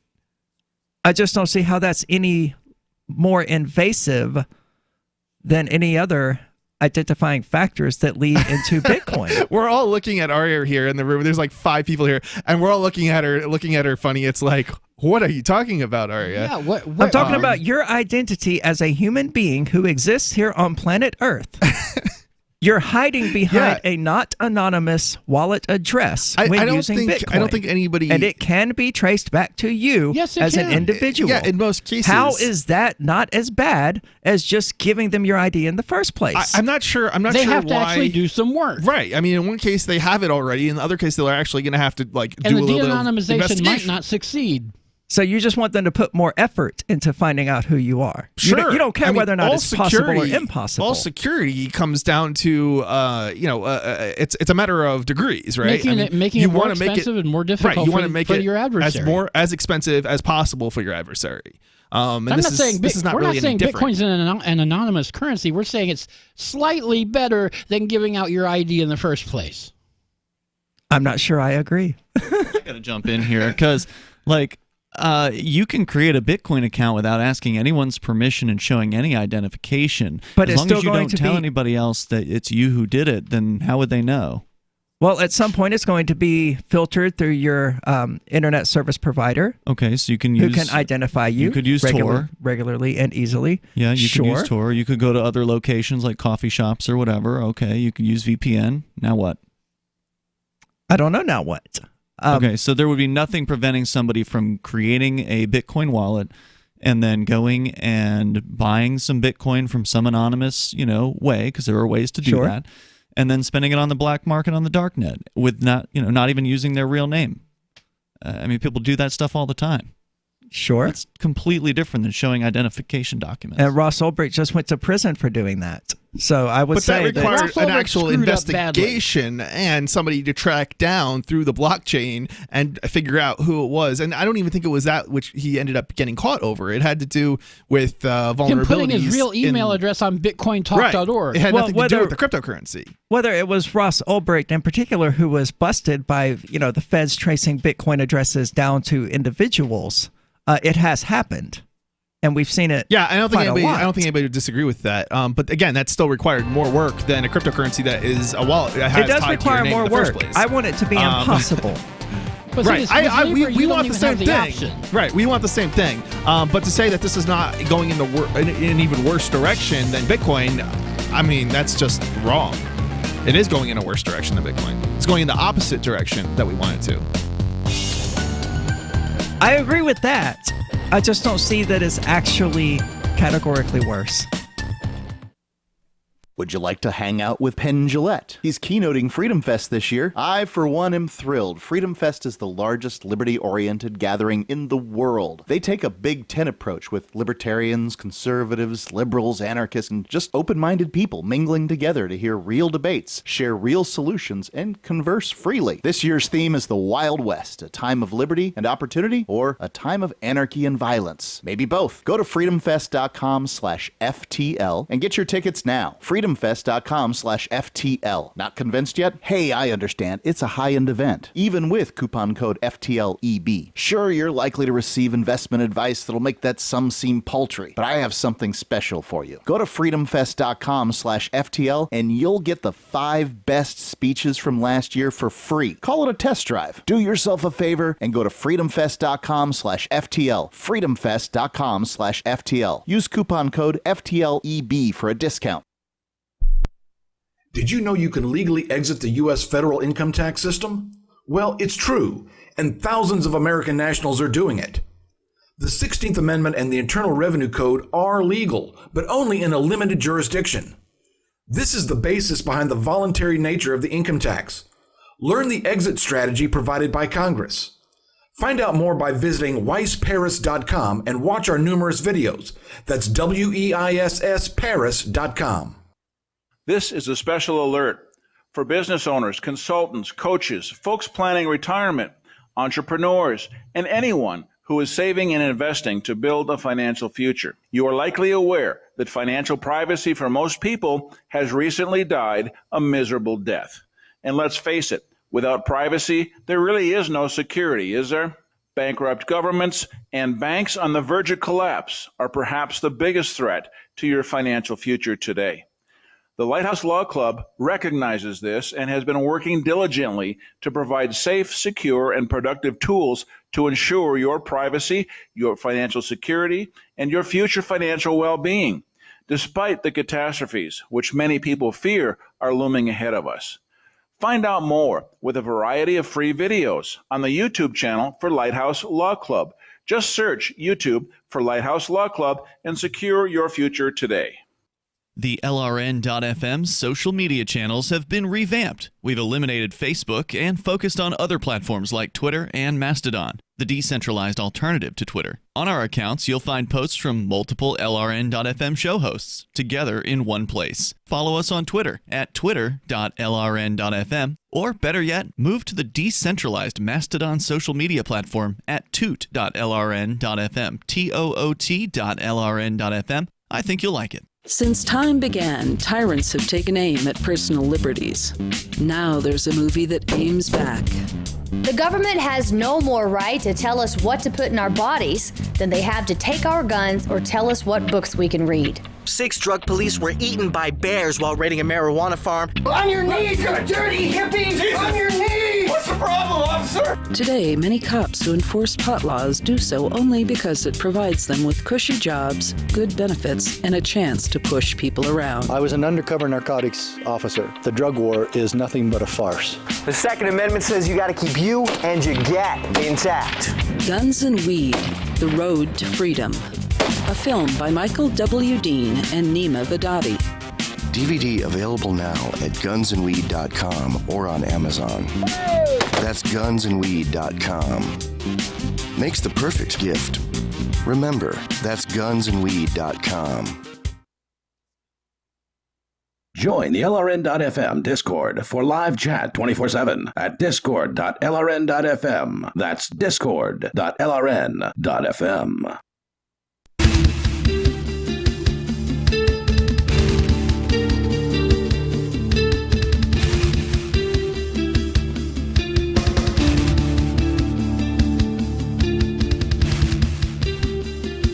Welcome back to the Call to Freedom here on LRN.FM. And we are having a fundamental disagreement here. I just simply don't agree. I think it's a level of degrees. I feel like we're actually kind of having the same, like we're kind of all agreeing, but it's just like this little tiny itty bitty degree of a difference. Sure, but that's what libertarians do. Right, I know, but it's like I don't know. It's we are really good at having these like. We spent an hour one day discussing what is technically a social media network and what isn't. Yeah, we did, didn't we? We were like, is Slashdot social media or is it not? I mean, you can comment on it, right? Like it's, yeah. Yeah, I would agree that I will agree that there are ways to keep your Bitcoin identity, distinct from your identity as a person. Okay. I would agree that there are ways to largely do that. Mm-hmm. I don't know to what extent I would agree that it's actually possible. I think in most cases it would just be a matter of whether or not they want to put into the effort to de-anonymize you. But I will agree that you could probably get like 99.99% privacy with Bitcoin. I think it's possible to. For one, you can certainly create a wallet without being identified. Yeah, but then you have to put Bitcoin into that wallet, and that's where it starts to get more difficult. At that point, if you create a website, on Tor, and you have a Bitcoin address to send donations, you can certainly receive donations anonymously. Now the question is, can you spend those donations anonymously? And the answer is yes. Now, maybe not on every single thing. If something has to be shipped to your house, you're going to be giving up your identity, essentially. Sure. But if you spend it on, I don't know, a piece of software that, doesn't have any kind of licensing tied to it, then... And you're connected properly via VPNs and tunnels and things like that. Then the answer is you have not revealed your identity to anybody. Or maybe you've purchased a song, an MP3. I mean, again, you probably don't have to identify for that. Now, maybe I'm wrong. Maybe the music companies that are selling you the music somehow make you. But the point is that doesn't have to be the case. And there's certainly things you can buy. But that's also a very narrow without ever having identified anything. That's a very narrow scope. I'm not sure how many things you can actually buy that the average person is going to need to purchase. Certainly entertainment products you can. Such as? Music, movies, software, services potentially. Again, if you want somebody to create... And you don't think these will de-anonymize you? Artwork for In the world of intellectual property, I'm going to say that any of those purchases would de-anonymize you. I'm not. Unless you're buying it on the black market, you're just buying an MP3 of a song you like on the black market and it's pirated as well. But if you're going to do that, why not just pirate it directly from the Pirate Bay and skip Bitcoin altogether? Okay, so what about services? Like maybe you want a logo for your darknet marketplace, right? Sure. You can pay somebody with crypto and they do not know who you are. But how many people are needing logos? I don't know. Like lots of people need graphics work done and website work and system administration kind of work. And I don't know. There's all sorts of services that I use. Now, I would say a lot of those services probably are tied to like somebody coming over to my house. Do you really think that you, as the owner of Think Penguin, has a set of online software and service purchase needs that are typical for the average person? I think there's certainly... Because the average person is going to pay their bills, buy food, buy gas. I think your average person, it doesn't matter. So I think it's kind of a moot point. No, but I want them to be just as anonymous as me going through the VPN. And I don't disagree, and that's why I would support something like Zcash or Monero. Oh, I love Zcash. Right. I would definitely go in that direction. But I think, that still doesn't necessarily mean... I don't even know where we're going. Didn't Zcash remove the ability to send unshielded transactions recently? Yeah, I thought I heard something about that. No, the opposite of that. I think they're now forcing shielded transactions. That's what she said. Yeah. Oh, Jesus. Yeah, okay. I'm sorry, guys. It's all good. We've been arguing pedetics here, so I wouldn't be surprised if you're like, well, hold on. Yep, no. But yeah, so Libra, it sucks. I will agree. But it doesn't suck to me because of the ID requirements. So wait, so why do you think it sucks? Because it's centralized, is controlled by Facebook, who is at least in bed with the state. I think it's one aspect of it, but I don't necessarily 18 of the think it's the only participants in aspect. this are in bed with the state. Yes, that's why I want nothing to do with it. Now, Yeah. that said, I will buy some Libra. Really? And I will hodl it. Really? And I will sell it when it's Really? profitable. Really. Because I won't touch it. it's going to be successful. I'm not convinced of that. Well, Facebook has a reach of like 2 billion people throughout the world. I think it could be as successful as Google Pay or Apple Pay or any or PayPal maybe even. But I think that's still not sure. But if I could go back in time and secure a stake in Apple Pay or Google Pay, I would absolutely do it. Oh yeah, if I could go back in time and buy 10,000 Bitcoins because they've been profitable. I'm not going to buy it for any ideological reason. I'm going to buy it because I like money. Yeah, I mean, I understand that argument, and I'm not necessarily like. I guess that's kind of like I have my own set of lines like of what I'm willing to do. So and you will do business directly with the government. I'm willing to do business with Facebook, and the government and the murderer down the street. Right? Like that's not my concern. What somebody does with my product is not my problem. It's on them. If they do something terrible with it, or even if they don't do something terrible with it, I don't really care. That's not something I'm going to worry myself over. And then I'm not going to discriminate. On what grounds do you against. object to Libra? We're talking about a voluntary contribution of its success, and I wouldn't want to contribute my dollars to something that I'm going to say I would disagree with. But when you contribute hardware to the government, are you not contributing to their success and their ability to do what they're trying to do? The difference is I'm not funding it, so I'm profiting from it, and that's you actually are not funding it with dollars. You're funding it with equipment. I'm not giving them the equipment for free. No, and you're not right. you're not giving Facebook money for Libra them, for free. I'm not loaning them money in order to do the bad thing. They're buying not loaning something. you money either. So it's actually, I actually would like to make the point that actually when we take money from them, it actually means that somebody else who's even worse than we are not taking that funds and getting those funds. So it's actually doing a net benefit. But anyway. But they have the equipment now to do whatever. They would have had that equipment either way. It's just they would have maybe used different equipment, but they still would have done those bad things. Like, okay, so if Facebook's Libra is going to be successful anyway, why boycott it? If they're going to be successful anyway? Yeah, if the government is going to be successful in acquiring its equipment anyway, so you might as well be the one who sells it to them, why not go ahead and purchase Libra since it's going to be successful anyway, whether you purchase it or not? Right, and again, this is entirely a moral and principle question. I have no interest in contributing to, regardless of whether it succeeds or not. I have no interest in contributing to it. But you'll contribute to the government. I'm not contributing. No, I don't. You contribute hardware to the government. And you won't accept payment in Libra? No, that's not. You guys are misframing it. It's because you're not contributing. You are literally giving them hardware.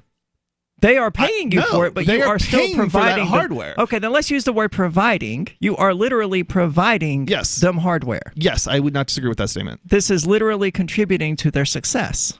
Yeah, they need that hardware. That hardware is going to get to them regardless of whether or not I contribute, whether I sell it to them. I understand your point. Right? Libra is going to be successful whether you contribute to it or not. Other people may not contribute to Libra, right?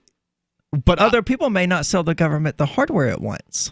Well, no, it's a foregone conclusion. Other people will definitely sell them the hardware. It's not a foregone conclusion that other people will. It's probably a foregone conclusion that other people will contribute, but I don't have to add to that contribution if that makes any sense. So I am increasing their likelihood of success. Rather, I'm not having any impact on the government's likelihood of success of procuring hardware.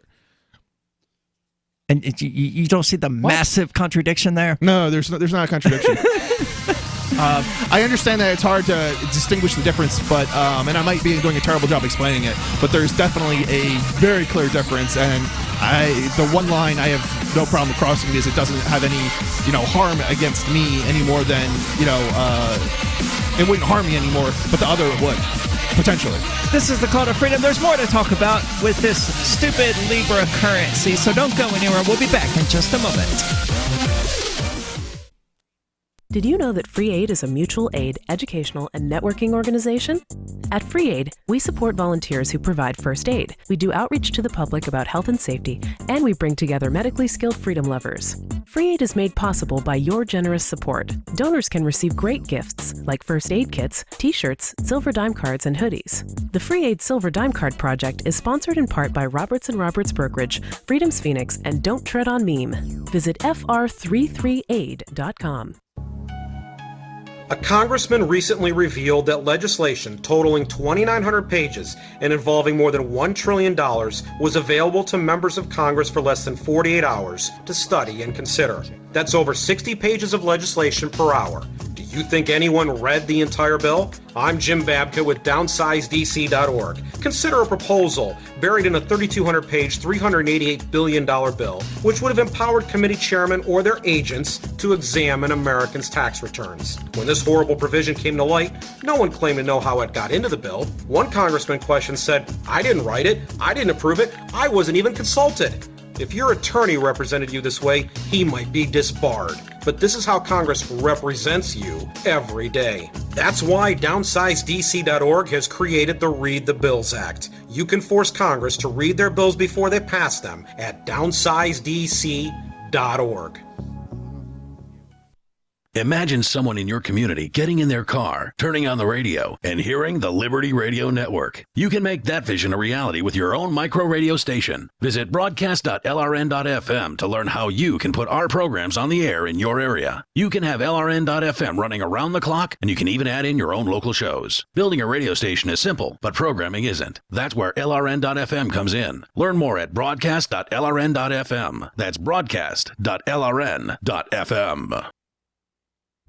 Bitcoin.com has launched a trading platform at local.bitcoin.com, allowing you to buy or sell Bitcoin Cash via dozens of payment methods like PayPal, Venmo, bank deposit, remittances, or meeting in person with cash. There are no ID requirements to sign up for and use the site, and all communications between buyers and sellers are encrypted. Finally, a global trading platform that respects your privacy. Visit local.bitcoin.com to get started trading Bitcoin Cash. local.bitcoin.com. Some of you asked, and now we've delivered. LRN.FM's live Keene, New Hampshire studio shows are now streamed in HD on Twitch. Visit our channel at twitch.lrn.fm and give it a follow. If you have Amazon Prime, you get one free subscription on Twitch. If you use it on our channel, Twitch will give LRN.FM a monthly piece of your Prime subscription cost. So please watch, follow, share, and subscribe to twitch.lrn.fm. That's twitch.lrn.fm. Why did you move to the Shire? I moved here to the Shire because there's other people around who take liberty just as seriously as I do. I moved to the Shire because I saw videos of people challenging authority and thought that I could get support myself. It called to me, like, do this, right now. I wanted to be around people like me who got it, and once I got here, I knew there was nowhere else that I wanted to be. I've always wanted to change the world, so I moved to the Shire to join people who were actually working towards doing the same thing. The people here are awesome, loving, and positive. It was for the adventure and for the feeling of something important is happening here, and I just wanted to come to sort of be part of that. Visit ShireSociety.com to read and sign the Shire Society Declaration and learn the reasons why, if you love liberty, you should immigrate to the Shire. Plus, connect with others via the forum at ShireSociety.com. That's ShireSociety.com. Live video of our Keene, New Hampshire-based shows is streamed on DLive. Please follow and share at dlive.lrn.fm. That's dlive.lrn.fm.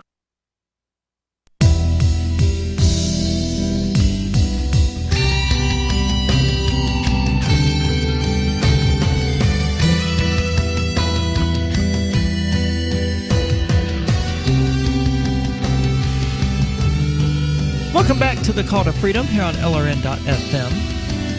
We've been talking about Facebook's digital asset, certainly causing sparks to fly here in the studio. Libra, over pedantic nonsense, really, because we're libertarians and that's what we do best. Yeah, that's how we roll. But evidently, despite its close association with Facebook's brand, Libra isn't developed directly by the company. Instead, it's been handed over to the Libra Association, based in Switzerland. Mind you, that might be true technically speaking, but if all the developers are funded by Facebook, which I believe the story is about to say, it's kind of like, yeah, questionable. Facebook is just one partner, although it pays the majority of the staff. So this is not just, yeah, exactly what I was saying. Yeah. So this is not just Facebook's cryptocurrency, though. It's also Lyft's cryptocurrency. It's all of these. It's PayPal, Lyft, Vodafone's, all of these companies that have banded together. It's corporate coin, is what it ultimately is. So we should start calling it corporate coin. Corporate coin. Corporate coin. I Just like replace that. it with yeah. And we're not the only people who hate Libra, as we were getting into earlier. A Bitcoin hater, Joseph Stiglitz. I'm not a Bitcoin hater. I just wish it was more anonymous.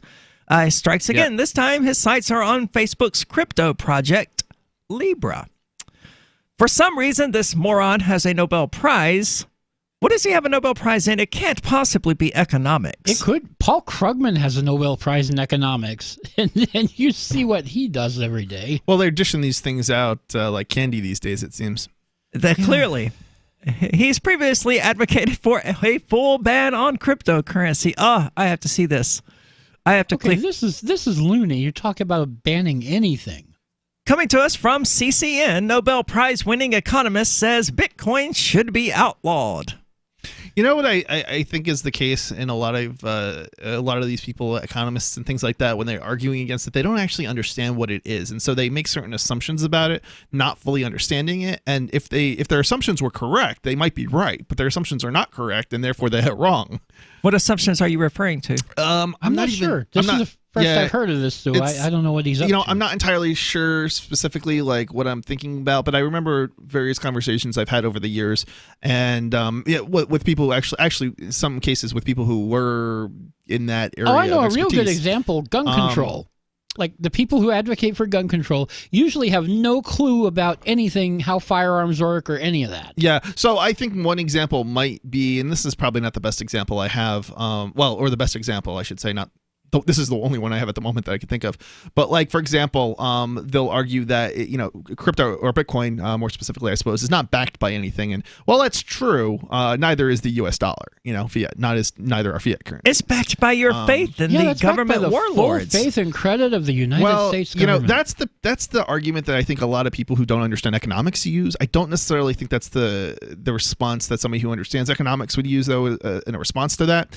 I've talked. I actually know somebody who I don't know if in economics or. They basically wrote the book on Wall Street, like a number of books actually. They changed how Wall Street does business, and this individual is very knowledgeable about this kind of stuff. And I had not an argument, but a conversation with him on this very notion. And my gist of it is, now he'd certainly heard of Bitcoin and so on, and this was many years ago, probably before other cryptocurrencies were even around really.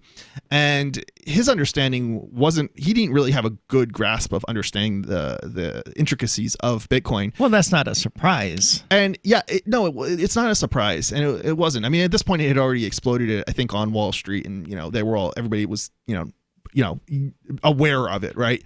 Right.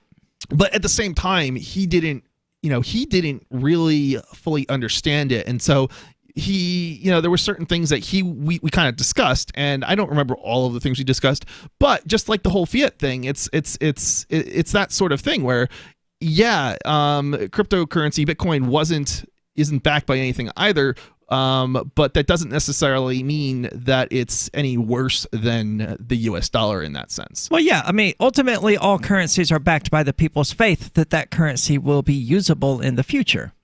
Right. Right. And this is true of Bitcoin, and it's true of the USD. Yeah. The problem with the USD is that its value steadily decreases versus Bitcoin, which steadily increases. So I have significantly more faith in Bitcoin than I do the USD. I think what we basically would both, I think he agreed with some of the points that I was making, and also I think we both agreed essentially that there are certainly issues with Bitcoin, but it's frequently not the issues that, the economists economists are making, and the ones that they seem to be making more often are not. They're flawed arguments because they don't understand how it actually works. Well, Joseph Stiglitz says, it seems to me that Bitcoin ought to be outlawed. It doesn't serve any socially useful function. Oh, really? I can assure you that it does, and cryptocurrencies are not just... If it didn't serve a socially useful function, right, it would not be worth $10,000 per. Right. So, and here's the thing: I would agree that the assessment of its value is hard to understand or describe, and I don't necessarily know that I would say that the value that is being put on it by the market has no connection to reality, but to say that it has no value, I think, is very misleading. It has a lot of value. Well, he didn't say it didn't have value. He says it serves no socially useful function. And my retort is that the value of it is proof that it performs a socially useful function. Right, and I would say it does perform a socially useful function. To me, that would be value, but okay. So what I suspect is this guy is actually talking in code and means something slightly different. Well, right. He thinks that it's only useful for drugs and whatever and the black market stuff. He thinks my government. Right. And the reality is that's not true. Certainly not. He's probably... I buy tobacco with Bitcoin Cash. Right. He probably benefits from the status quo. So he's a biased... The status quo gave him a Nobel Prize. Right. He's a biased party, okay? Cryptocurrency has benefits generally in terms of reduced transaction costs. Not Bitcoin. No, not Bitcoin. Bitcoin, including Bitcoin. It could provide that benefit, but Bitcoin does not. I'm looking at No, I would disagree with that. I'm looking at a $9 fee right now to move $17 worth of Bitcoin. It's still cheaper than the $40 it's going to cost me to send a wire transfer, and that's domestically. Overseas, I think it would be even more. So I'm looking at more than 50% of the cost to move $17 worth of Bitcoin. Sure. It's not that is an absolutely unacceptable transaction make the fee. argument that it does not have a reduced transaction costs relative to other payment options. Okay, now if I wanted to send somebody $20 via wire in some other country, that would not be worth it because the cost of the transaction is so high, right? Exactly, relative to the money I'm trying to send. I agree that relative to other options, other cryptocurrencies, for example, Bitcoin is a more expensive option. It doesn't mean it's not a less expensive option than traditional payment mechanisms in a good percentage of the cases. Well, I mean, you could get a money order and mail it to them, and it would cost you like 34 cents. No. Even in the 90s, I was paying more than 34 cents for a money order. I think they're $1 at Walmart. And 99 cents at the post office. Currently? So we're looking at $1.50 here. Is that for? That can't be right. Is that for? I sent my sister a money order not terribly long ago. She was supposed to get my tag renewed. Oh, wait a minute. That might be. You might be right if it's like a U.S. dollar money order as opposed to an international money order. But there also might be different amounts. It might be up to a certain amount as well. So depending on that, could be because I feel like I was paying a couple dollars probably at least in the 90s for money orders, but I might be thinking of international money orders. There's also Western Union, which is significantly cheaper than a wire transfer. Mm-hmm. So, I mean, holding up the most expensive of these possibilities and saying, well, Bitcoin is cheaper than that does not particularly look good for Bitcoin. What is Western Union? Because, so Western Union isn't really a good option in most cases, to be honest. I think Western Union was like $15 maybe for within an hour. I think that was... Yeah, that sounds about right. $15 to send... domestically. What is... I don't know if it was domestic or international. Yeah. So I mean, there's a whole bunch of questions that I would have to ask. I've never been in a situation where Western Union has been useful to conduct a business type of transaction. I bought my first Bitcoin with a Western Union transfer. Okay, I believe it. I just haven't ever been personally in that experience, and I do a lot of business and talk about risky, internet, man. so. That was nail biting. I bet it was. Yeah, it was probably not a wise move to do Western Union as far as purchasing stuff, but that was the only option to get the money to Tel Aviv right then. Okay. And it had to be done right then. Okay. This is a call to freedom. Don't go anywhere. There's more to talk about regarding cryptocurrency, and we're going to dig into it in just a moment. So the protection of life, liberty, and property is what the Free State Project is all about. But it's an effort to move 20,000 people who understand. It's about demonstrating to the entire country that, yeah, we can have a free market, a truly free market. Making it just a freer, great place to live.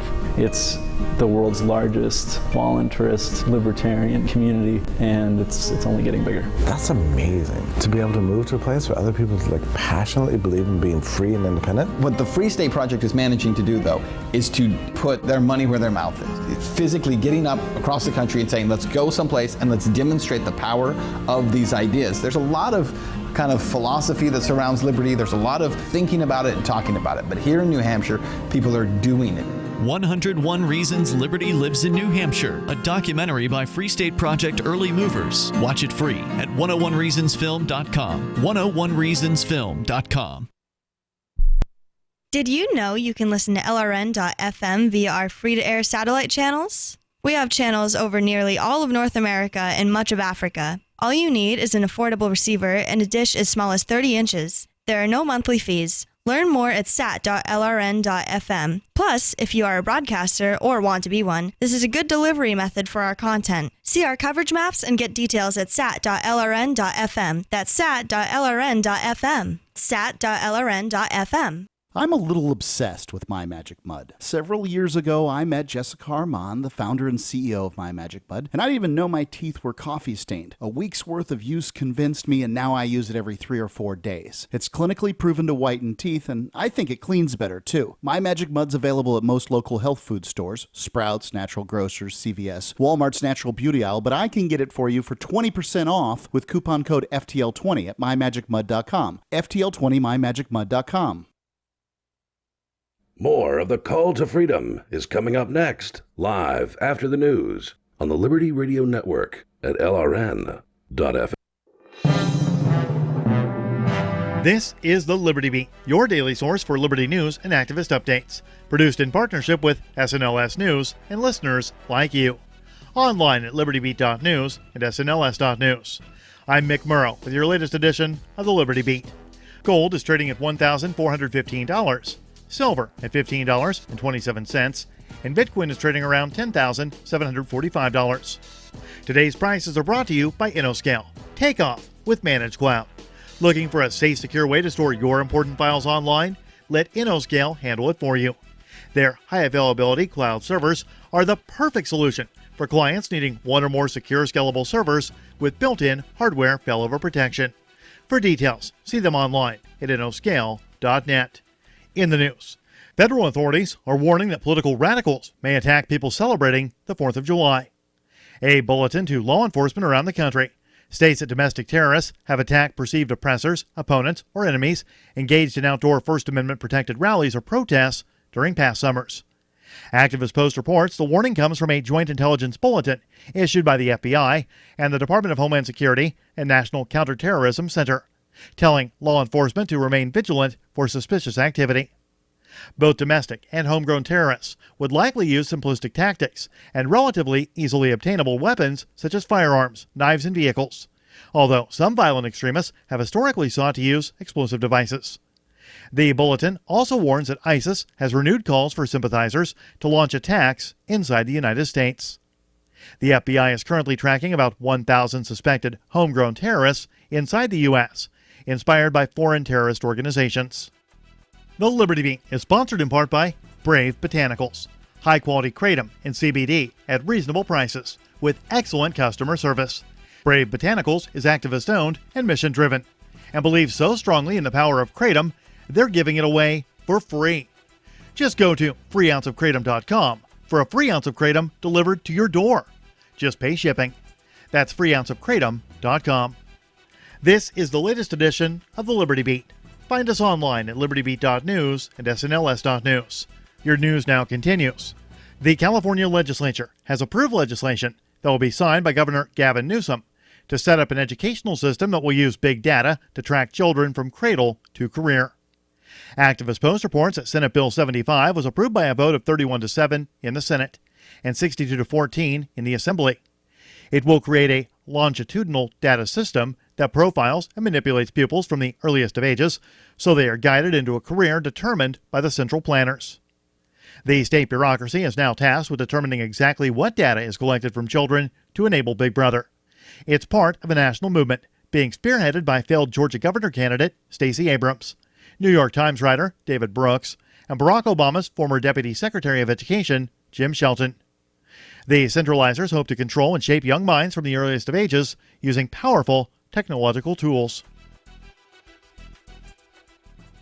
The family of an Arlington, Texas man is suing the city of Arlington after 2 police officers used their tasers on him while he was soaked in gasoline and set him on fire, killing him, according to a lawsuit. The lawsuit was filed in federal court last week. The Free Thought Project reports the lawsuit also claims that one of the officers lied about using his taser and blames the Arlington Police Department's use of force policy for Gabriel Eduardo Olivia's death. That's according to the Star-Telegram. The incident happened in July 2017 as Olivia doused himself in gasoline and told his wife and son he wanted to kill himself. His son called police, who showed up and established no need to use deadly force, as Olivia was unarmed, according to the lawsuit. Constitutional rights lawyer Dean Malone filed suit in federal court in Dallas on June 25th on behalf of the family.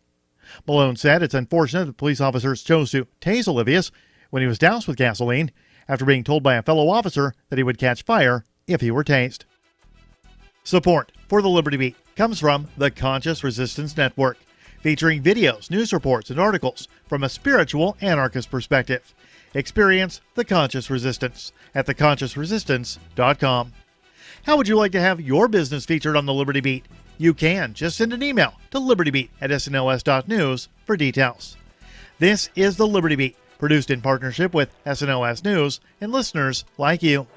The Liberty Beat is online at libertybeat.news and snls.news. I'm Mick Murrow, reporting for the Liberty Beat, reminding you, spread liberty with a smile.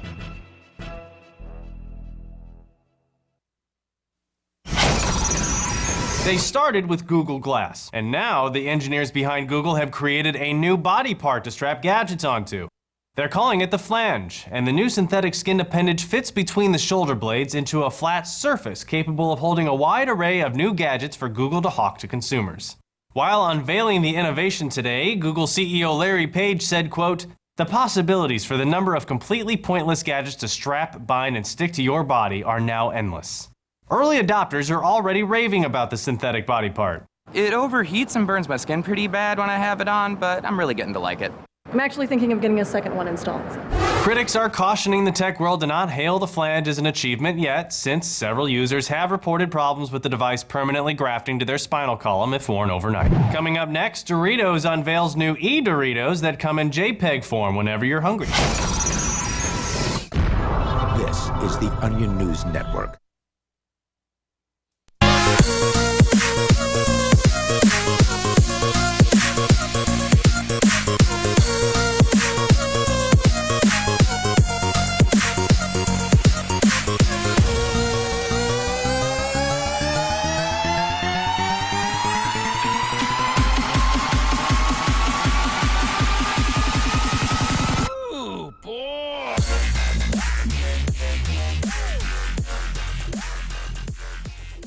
Welcome back. This is The Call to Freedom here on LRN.FM. As always, I'm your host, Ari DeMezzo, author of Dancing in Hellfire, which you can find on Amazon, joined in the studio, as always, by Chris. And I'm Michael Hampton from BitcoinHistory.com. And we've been making fun of Libra, discussing cryptocurrencies in general, and this moronic economist, Nobel Prize winning economist who seems to think that Bitcoin is the devil and that it doesn't serve any socially useful function, despite the fact that it has served enough of a function to climb to more than $11,000. I think it actually went up to like $13,000 in the last week. Did it not? I was reading 14. Topped off around 13, I think. Yeah, I was reading somebody saying it was claimed 14. I think that was even the story that we were reading said 14, but I think that might have been slightly high. Currently at 11,002. Yeah, that's what I was looking at, is the current value. Yeah, high was 13,875. Okay, so it didn't hit 14. So yeah, that's a fair bit of social usefulness. Yeah. You know? Well, when you're trying to make things sound worse than they are, you'll round up and down in the wrong directions. So in order to get your point across, even though you're wrong. Now, he didn't say this recently. He said this in 2017. It just happened to be part of an article that I clicked through because I found it really interesting, because he wants Bitcoin to be outlawed. But his comments came at a time when Bitcoin was continuing to surpass expectations from all sides. It was reported that the digital currency had passed the historic $10,000 milestone, and today it went even higher to reach over $11,000 for the first time, pushing its market total to $185 billion. That is a lot of social usefulness. To say that's no social usefulness. Those are just raw dollar figures, right? So that's not really all that interesting as far as usefulness. I think, but dollars are how we, by and large, measure value. It's how we're accustomed to measuring value. Yeah, the problem is that we don't actually know what percentage of that is just somebody investing, and I put that in quotes, in Bitcoin or cryptocurrency, as opposed to how is that not socially useful, though? Regardless of the reason. How is that not socially useful? It's useful to them. What's the benefit? I mean, if they're making more money, they can flip it, sell it, and have more fiat with which they. I mean, that's like saying that stocks have no useful function. Well, no. I mean, stocks. The theoretical usefulness of a stock is essentially what the company produces, not necessarily, investing in it. So, well, and that really. And that really, those resources are not going to waste. They're actually being utilized to achieve some objective that then has profits of its own. But what about a company that doesn't provide any socially useful function? Let's say you buy stocks. Well, how would you evaluate it then? What value would you put on it? Whatever value the market puts on it. I wouldn't put any value on it. The value would be zero probably in the market if it doesn't do anything. In which case, with a value of zero, you could say it has no socially useful function. But if it's got a value of 11,000, that's a pretty large amount of socially useful functions. One is just speculative. I think the problem here is that they're both speculative. It's right, but it's not the problem that it's being speculative. It's that there's no connection between its actual usefulness in terms of value and what it's being valued at. So it's got value. It's just probably not. It's just not connected to that number that they're giving you there. So it doesn't really tell us much. But despite these record achievements, Stiglitz is of the opinion that the only reason the digital currency is doing so well is due to the fact that it has the potential for circumvention and lack of oversight. Oh, so he wants Bitcoin outlawed because people can do illegal things with it. See, that's a useful purpose right there that he's giving. But that is a socially useful purpose. That is a very socially useful purpose. Now, I don't necessarily know that I would agree with him. I think that's misleading, and I think that's just outright wrong. I thoroughly disagree with that. I think it does have value. I think it's got a lot of value. I can't tell you how much better my company has done as a result of accepting and spending Bitcoin and cryptocurrencies. And I'm not even just mostly Bitcoin, to be honest. So just that in and of itself is screams like you have no idea what you're talking about. We have a competitive advantage as the result of accepting cryptocurrencies. And he adds that it's a bubble that's going to give a lot of people a lot of exciting times as it rides up and then goes down. Yeah, well, he was kind of right about that. It went up to nearly 20,000 and then dropped to 3. I think everyone knew when it was at $20,000 that it was in a bubble. See, here's the problem I have with this. Even when it was going down, I was still buying cryptocurrency and spending it, and I was still making. I was buying more as it went down. Right. But the difference between you and me is that you held it and I spent it. So if I can do better when it's going down, I'm not doing better than when it's going up and spending it, but when it's going down, if I can still make bank, I can still profit off of it, both receiving it and spending it. The argument that, it's a risky investment is just garbage. Now, I'm not saying that everybody who bought it and spent it was was doing well. A lot of people were not, but it's because they don't know what they're doing, not because a lot of people, buy high and sell low. Right, and that's a mistake. They don't mean to, but that's what they end up doing. Right, and that's a mistake of the user. It's not a mistake of cryptocurrency or any negative of its usefulness. It's just that people don't know how to use it. Evidently, he said in 2016 that the federal government had shut down Bitcoin. What? So I'm going to this guy's now. A nutter. If you want to know how insane this guy's not even worth really listening to if he thinks that the Bitcoin was shut down. And this guy won a Nobel Prize? In what? He has received over 40 honorary degrees from the likes of Harvard and Cambridge universities while being decorated by several governments. Governments, Shocking. yes. Such as South Korea, Colombia, Ecuador, and more. He was also the chief economist at the World Bank for 3 years. Oh. The list of... this guy is biased. See, this is the thing. He's a Oh, biased he's quite individual. clearly biased. This has nothing to do... He headed the freaking World Bank. He is as biased as you can get. Why are we even listening to him? Why are we even bothering with we're this not story? listening to him because he's fun to make fun of. We're calling him out on his... I guess this is, I guess this is a good person to attack just to show how stupid some of these people are. But I don't know. Like, all right, let's keep going. At a recent public event at London School of Economics while promoting his latest book, Stiglitz issued a public lecture before fielding questions from the audience. It was here that Stiglitz was asked to offer his views on Bitcoin. The question is notable in itself. A member of the audience asked Stiglitz, "Hi, my question is, what is your opinion of Bitcoin? Not necessarily on what is its impact, the trend and how it's shaping the international system, globalization, but what is your perception of Bitcoin and cryptocurrencies? In the way everyone being able to use and own their own banks and money, use it and trade it without any government regulation authority. It is thoroughly decentralized and is unregulated freely by the markets. My question is not about the impact of cryptocurrencies, but your personal philosophical opinion about the creation of cryptocurrencies." Hacked.com says that the question was sweeping in its context and summarized the most unique facets and functionalities of Bitcoin compared to fiat currencies. Unregulated and decentralized, a significant innovation to be sure. Wall Street seems to agree in the way banks are flocking toward blockchain technology, which is not synonymous with Bitcoin, the core innovation powering Bitcoin. I would agree, but they can embrace blockchain without embracing Bitcoin, clearly. Yeah, which they have. Sure. The stage was set for Stiglitz, the fourth most influential economist in the world, according to academic citations, as of August of 2016, to offer what could very well be his first publicly expressed opinion on Bitcoin.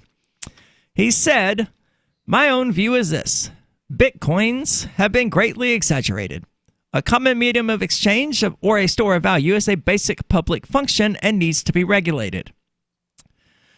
Already, it's apparent that Stiglitz is, unsurprisingly, aware of Bitcoin and the underlying potential that cryptocurrency observers praise it for. So to translate that into English, what he's saying is that money is something that only governments should do.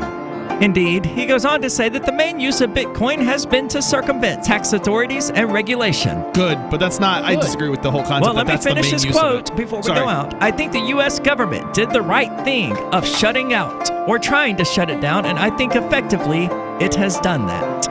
Failed? No, it's failed to do that. Totally and utterly. What a moron. You lose. This is called a freedom. There are basically two types of advertising, direct response and branding. Radio's great for direct response with its low cost to listener ratio, but audio can't be beat for branding, which is a longer term endeavor. You want to be the first thing that someone thinks of when they think about your product or service. If you have a local business that you want kept top of mind in your community, call the station. If you need national reach, Free Talk Live's got around 200 radio stations, millions of monthly listening sessions, can suit all budgets, and if we don't think we're right for you, we'll tell you. Email me, mark@freetalklive.com. When commercials come on, don't push the button. Instead, listen. Even if you don't sell things for a living, you're still selling in the various conversations and transactions that make up your busy day. With money and attention so scarce now, effective communication skills have never been more important, especially if you're a job seeker. So take a lesson from Madison Avenue. Often the fewer words, the more effective the message. Like Jiffy Lube, where you never need an appointment, or the Office Max ad that says, "You supply the ambition, we supply everything else." How about online ticket broker StubHub.com, the way in when it's sold out, or CyberCupid Match.com's seductive, "Go ahead, it's okay to look." How cleverly and succinctly can you distill your message? For more tips, hit survivalspeech.com. I'm Holland Cook. Now that you've found the Liberty Radio Network at LRN.FM, you may want to help expose others to our great programs. To assist you in doing so, you'll find resources at promote.lrn.fm, including details on how to get a free bumper sticker, quarter-page flyers you can print out and distribute, banners for your website, as well as files that will allow you to make your own custom banners and graphics. Visit promote.lrn.fm and help bring new listeners to the Liberty Radio Network. That's promote.lrn.fm. What do you shop for that you could otherwise buy at Amazon? Pretty much everything, right? Amazon has competitive pricing and they deliver, and that's a big plus. If you could plan ahead in your shopping, would you be interested in saving up to 33%? There's a catch. You have to do your shopping in Bitcoin. But imagine those savings. It's like a huge raise. All you have to do is go to saveitpurse.com. We've saved thousands, and you can too. Plan ahead and save. SaveItPurse.com. There are lots of ways to listen to Free Talk Live. Our podcast has been around since podcasts began, and now the FTL feed is loaded with content besides our full show archives. Did you know that we make it easy for you to customize your podcast subscriptions? We have different feeds, one that includes only our full shows, one with just the Daily Digest, and one with just the Edgington Post. You decide what you listen to. It's quick and easy to customize your feeds at feeds.freetalklive.com. That's feeds.freetalklive.com. Would you like to hang out with Penn Jillette? He's keynoting Freedom Fest this year. I, for one, am thrilled. Freedom Fest is the largest liberty-oriented gathering in the world. They take a Big Ten approach with libertarians, conservatives, liberals, anarchists, and just open-minded people mingling together to hear real debates, share real solutions, and converse freely. This year's theme is the Wild West, a time of liberty and opportunity, or a time of anarchy and violence. Maybe both. Go to freedomfest.com/FTL and get your tickets now. freedomfest.com/FTL. Not convinced yet? Hey, I understand. It's a high-end event, even with coupon code FTLEB. Sure, you're likely to receive investment advice that'll make that sum seem paltry, but I have something special for you. Go to freedomfest.com/FTL and you'll get the 5 best speeches from last year for free. Call it a test drive. Do yourself a favor and go to freedomfest.com/FTL. freedomfest.com/FTL. Use coupon code FTLEB for a discount. You're listening to the best liberty-oriented audio streamed around the clock, on the air, and online. This is the Liberty Radio Network at LRN.FM.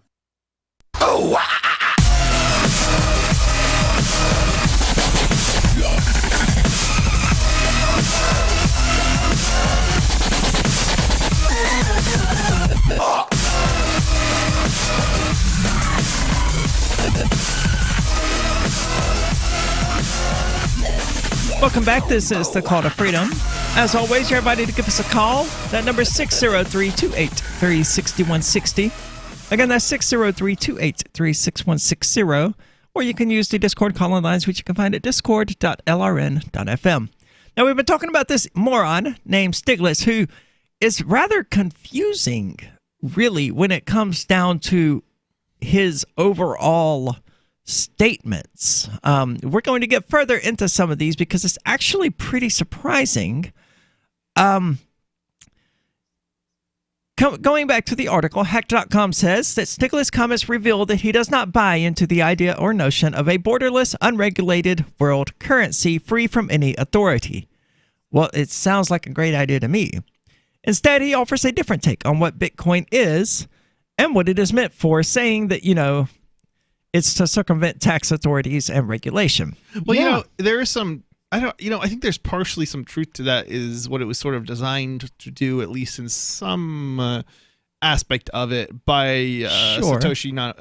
Satoshi, but it's not ultimately what it is being used for. It is it's a aspect of it it is being used for, but it's not everything. It's a small part of it.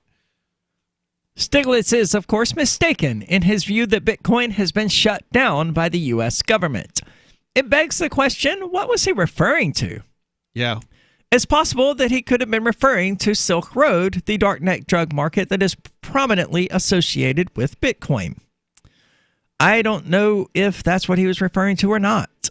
Yeah, it seems like he doesn't know what he is talking about, and well, certainly, he may be very knowledgeable as within his field, but it doesn't extend to anything technical at all, it sounds like. No, and why would you want to listen to an economist who doesn't know the difference between a currency known as Bitcoin and a website where Right. that currency is used? Mm-hmm. That's a shocking level of confusion. Shocking level of ignorance, really, to be speaking on a subject. Yeah. Even somebody who is not an expert in something like me, for example, I'm not going to go talking about stuff, generally that I know nothing about with such assertive statements of that nature. Yeah.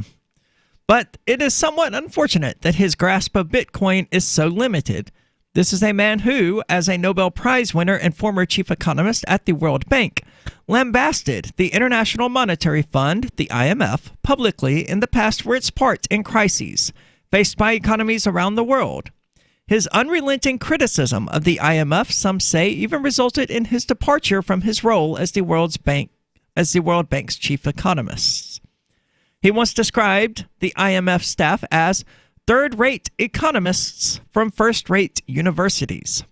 Oh my. This Stiglitz guy, I've just kind of been skimming his Wikipedia article. He's a hardcore Keynesian, and he is very much not in favor of markets. Here's a money quote from a paper he wrote in 1994. Quote, his theorem establishes that an ideal government could do better running an enterprise itself than it could through privatization. The government could potentially almost always improve upon the market's resource allocation. How in the hell does he come to that conclusion? Does he just assert it? I need to read this paper. Yeah, he's got a whole career of writing stuff like this. But all evidence suggests that he's wrong. Well, if you're a Keynesian, then all evidence suggests that this is right. I mean, do you have to be intentionally blind to all the contrary evidence in order to come to that conclusion? Yeah, well, that's not how you get jobs at the World Bank. I suppose not. That's true. But if the government could improve upon the allocation of resources, then socialism wouldn't have failed every single time it's been attempted. Yeah, well, empirical evidence, what's that? We don't use any of that around here. According to Stiglitz, the IMF made two big errors in the 1990s. The first was to bow to Wall Street's demand for new markets by making IMF loans conditional on countries opening up their financial sectors. The result, that's not really what they did. They were given loans, and then they were like, "Oh yeah, you can privatize your water to this company owned in the United States. Oh yeah, by Wall Street, and we'll totally, keep everything going." Oh yeah. So it wasn't necessarily opening up their financial sectors in the sense that an Austrian economist would use the term. It was more allowing their financial sectors to be sold to American banks and American corporations. Pretty much. The resulting rise in speculative capital flows has proved disastrous for fragile economies, yes, because they were loans and they were not able to pay them back because the government sucks at allocating resources. So how can it receive a loan and then pay back that loan when it sucks at allocating resources? Yeah. The next thing you know, there's, quote, privatizing their water department, their electric department, all of these other things, which should never have been government owned in the first place. Right. Well, not according to the Stiglitz guy. He thinks the government's always better at allocating resources than markets. Yes, but he's wrong. So as little said on that insanity, the better. I mean, he's quite clearly wrong. The people in Venezuela who are drinking sewage water are living proof that he is wrong. At the first sign of trouble, foreign investors pull out. At the height of the Asian crisis, some countries faced capital outflows of more than 10% of GDP. When people start defaulting on loans, you stop giving them loans. It's a good idea. Yeah, you start moving your money out of their country. The second error was to prescribe a mix of fiscal austerity and high interest rates for the countries in the speculators' firing line, calling on countries running healthy budget surpluses to tighten their belts only intensified the recession. Now, I don't necessarily disagree with that. The high interest rates for the loans, that they were exploitative and they were bad. The IMF should not have done that, but they shouldn't have done the first part either.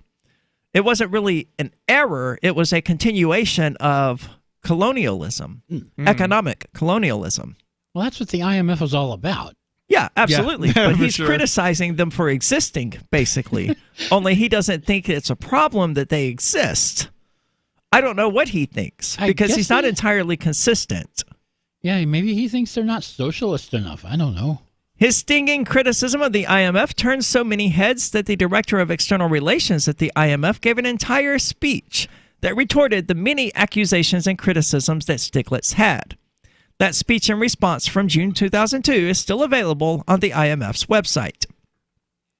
As things stand, though, Stiglitz' take on Bitcoin is somewhat coinciding with that of Christine Lagarde, the managing director of the IMF. In a speech in late 2015, Lagarde was addressing bankers at a conference, quelling any fears that Bitcoin and blockchain technology would threaten the banking industry. See, that's why Bitcoin threatened the banking industry, is because they were so busy reassuring themselves that it couldn't, that they didn't do anything to prevent it. Yeah, they just ignored the problem and hoped it would go away. Yeah, and it didn't. And now Bitcoin is $11,000. There's probably 11,000 different cryptocurrencies. Yeah, and their answer is Libra. And the world banks are like, oh, maybe we should have gotten in on this. Maybe we need to make a World Bank cryptocurrency. Yeah. And it's already too late because you were too busy assuring yourselves that it was not a problem. They are becoming irrelevant. This is the Call to Freedom. Don't go anywhere. We'll be back with more of this discussion. Don't you hate that feeling in the pit of your stomach when the police pull you over? Most people have no idea how to handle it properly, and they promptly get fed into the municipal fee-generating meat grinder. Or maybe you recall that feeling you get when you go to the mailbox and see one or more letters from the IRS. You get a sense of impending doom, don't you?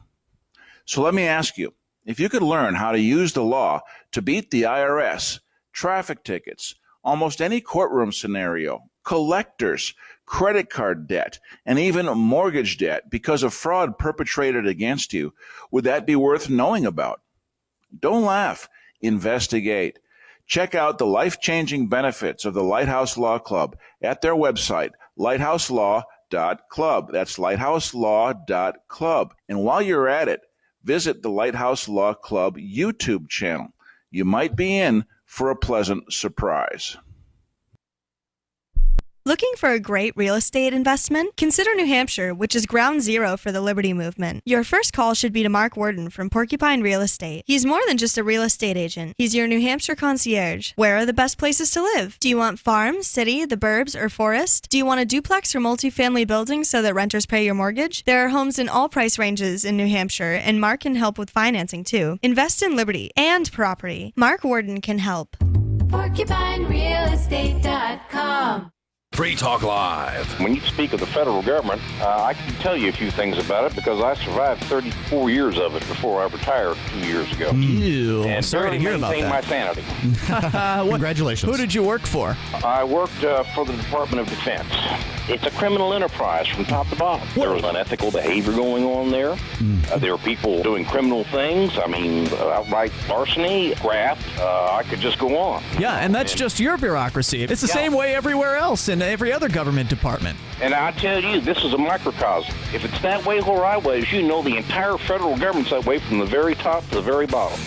When we talk to former police officers, they've told us that usually I did that too for about 7 years out there. They've told us that in their experience, usually the worst rise up through the ranks. Would you say that's accurate from your experience? Absolutely. Free Talk Live, 7 nights a week from 7 to 10 Eastern, live on the Liberty Radio Network at LRN.FM.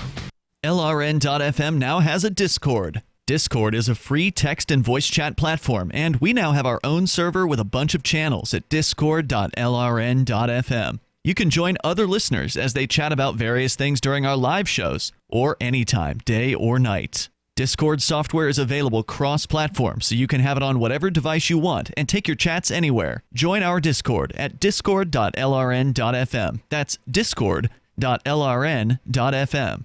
Is spreading the message of liberty, cryptocurrency, and peace around the globe worth $2 per month to you?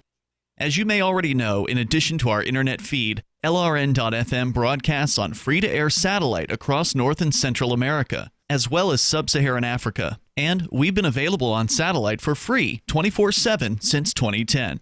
The LRN.FM free-to-air satellite signal is reaching some of the most oppressive regimes in the world, and there's no doubt our ideas are making an impact. You can learn more about the channel's impact by watching the 3-minute video at fund.lrn.fm. If you'd like to help free minds globally with our ideas of liberty, cryptocurrency, and peace, you can donate as little as $2 per month via fund.lrn.fm. You can help us continue and expand our satellite broadcast to multiple continents. Visit fund.lrn.fm today, and thank you for your help. Don't forget to share the link on social media. That's fund.lrn.fm. Do you love Twitter? Make sure you favorite the LRN.FM Twitter account so you can receive our tweets at twitter.lrn.fm. That's twitter.lrn.fm.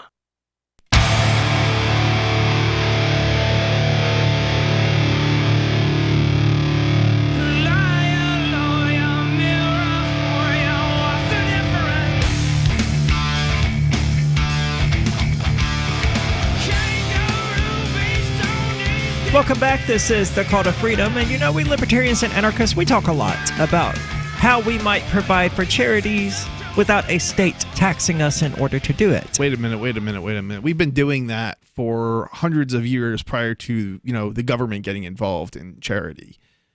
Yeah, I don't disagree. I wouldn't call it charity anyway, the government. That's more like theft or redistribution of. Yeah, sure, but I mean, one of the prime issues that libertarians and anarchists run into with all of this is, we'll just pay for the roads with private charities and things like that. So I don't know if I'm doing a live read here. Oh, I'm sorry. It's okay. And I found a wonderful opportunity for people to do that. It's the Kids Compassion Charity operating in Sierra Leone. It's run by Mustafa Cole, who has been here on the show with us. He's pretty well known within the Liberty community, at least here in New Hampshire. He's a great guy, doing great work helping to provide wells and things like that for villages in Sierra Leone that don't have access to clean drinking water. You can find it at kidscompassioncharity.com. They accept PayPal, but most importantly, they accept cryptocurrency. Ooh. So go check them out. kidscompassioncharity.com. Click the Donate Now button and, help these kids in Sierra Leone actually have clean drinking water. Yeah, it's a good cause. Definitely worthwhile. Yeah. So getting back, I would agree to the larger concern that, charity roads existed for thousands of years without, I don't know if I want to say that because the Roman government did build a lot of roads. Yeah, the military and the slaves and whatnot. Yeah. But roads can exist. Roads do, in fact, exist without the government building. Right, there were private roads prior to the first roads here in the U.S. were built privately. Right, exactly. The government took over a lot of those roads, but they were originally built with private funds, and there were tolls, and that's where we get the toll road from, actually. Yep, and schools, of course, another prime example. Most communities had schools. Yep. They weren't government-run, but they were community-run, which we could start splitting hairs and still say, okay, well, that was more or less a government school, just at a local level. Usually the parent would pay the teacher directly, something along those lines, for the in the services. case of tutors and one-on-one teachers, yeah, but I'm thinking about I'm thinking like classroom teaching. That the parents would pay? Yeah, because I don't know. I don't think any taxation was involved at the very least. Right. I know. I do believe in a lot of other countries, actually, especially like in Africa. That's how it works. You basically pay the teacher directly, as you should. Right. Right. You want that freaking service? You pay for it. Right. It's like it's not even you pay the school. You pay the teacher. It's that direct. But you do. Someone needs to pay for the construction of the building that is to be the school. I don't know. I don't know. I would imagine that the teacher then pays for the use of the room or something to that effect. Well, they would have to have the room before they could teach. Yeah, presumably. And I think in a lot of cases, the donations are actually what pay for the construction of these buildings in these communities. Yeah. And then you pay the teacher, and then maybe the teacher rents the room or something like that. And at least here in the United States, we're not starting from zero. We already have these buildings. They were already paid for with tax dollars. They already belong to the communities in which they are found. So they don't have to be paid for. You just have to kick the government bureaucrats out and say, no, this is our building, and we're not letting you parasites stay here anymore. I don't expect that to end well, but the building is there.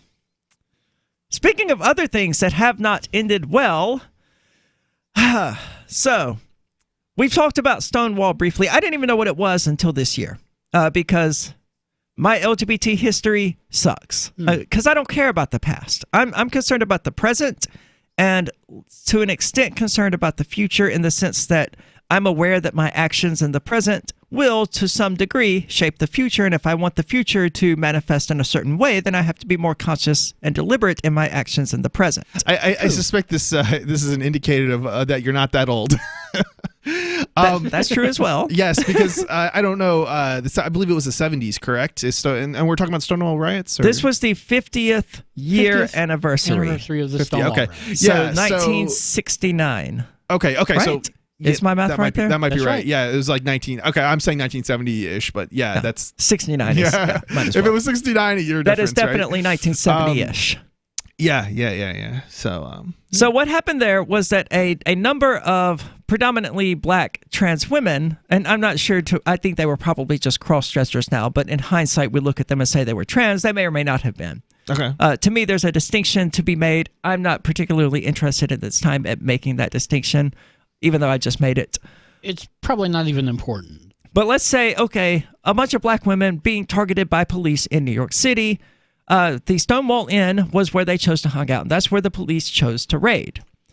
Well, one day, they got sick of it, and they started throwing bricks at the police. And they were joined by thousands of people. As well they should. They were joined by thousands of people out in the streets who came out and supported them, who were ready to see this sort of blatant evil come to an end.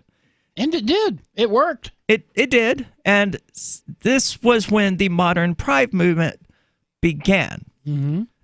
And it's been corrupted. As I've observed, as lots of people has observed, the modern Pride movement has absolutely nothing to do with protesting. Yeah, they're not throwing bricks at police anymore. No, they're inviting police to their freaking pride parades to protect them. Yeah, I actually have a big issue with the whole, the whole LGBT world, just in general. Sure.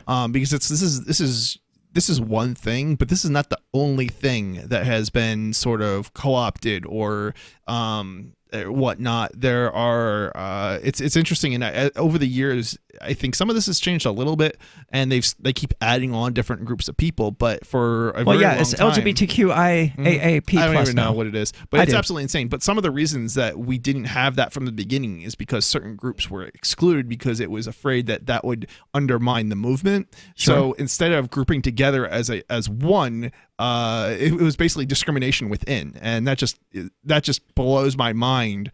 Well, trans people still face that within the LGBT movement, even though it was trans people who began it. Yeah, right. And this is exactly what I'm talking about, and that's why I've always I don't think any of us here have much respect for what is considered to be the LGBTQ community. Yeah, and they certainly don't have any love for us. I think you're right. And the little experience that I have with the LGBT community makes me sick. Yeah.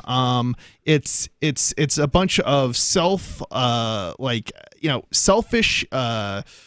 actions that are not, that have no benefit, there's no moral standing. It's just, we're going to exclude these people in order to benefit ourselves, even though we're all being discriminated against. And yeah, it's just because it's going to look better to the rest of society, and we're going to have a better chance of getting some of our rights, See, getting some protections or rights or something. My issue is more in line with the story that we're about to get into, which is that they refer to it now as pride parades and things like that, while simultaneously going, no, these are protests. And to me, those two things are mutually exclusive. Yeah, what protest are you doing? You're out there in your leather and you're celebrating or you're protesting.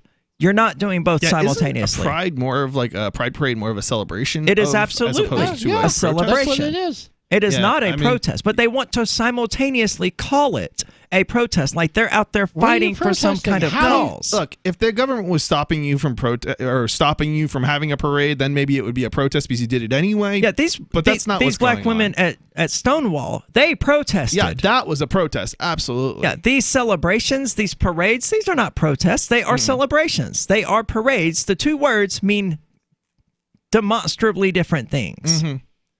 And that gets ignored by the LGBTQ community, who wants to have their little celebration and still feel the righteous warmth that they feel by considering themselves to be some sort of advocates of some kind of underdog cause, which isn't the case. It's easy to be LGBTQ today throughout most of America. Yeah.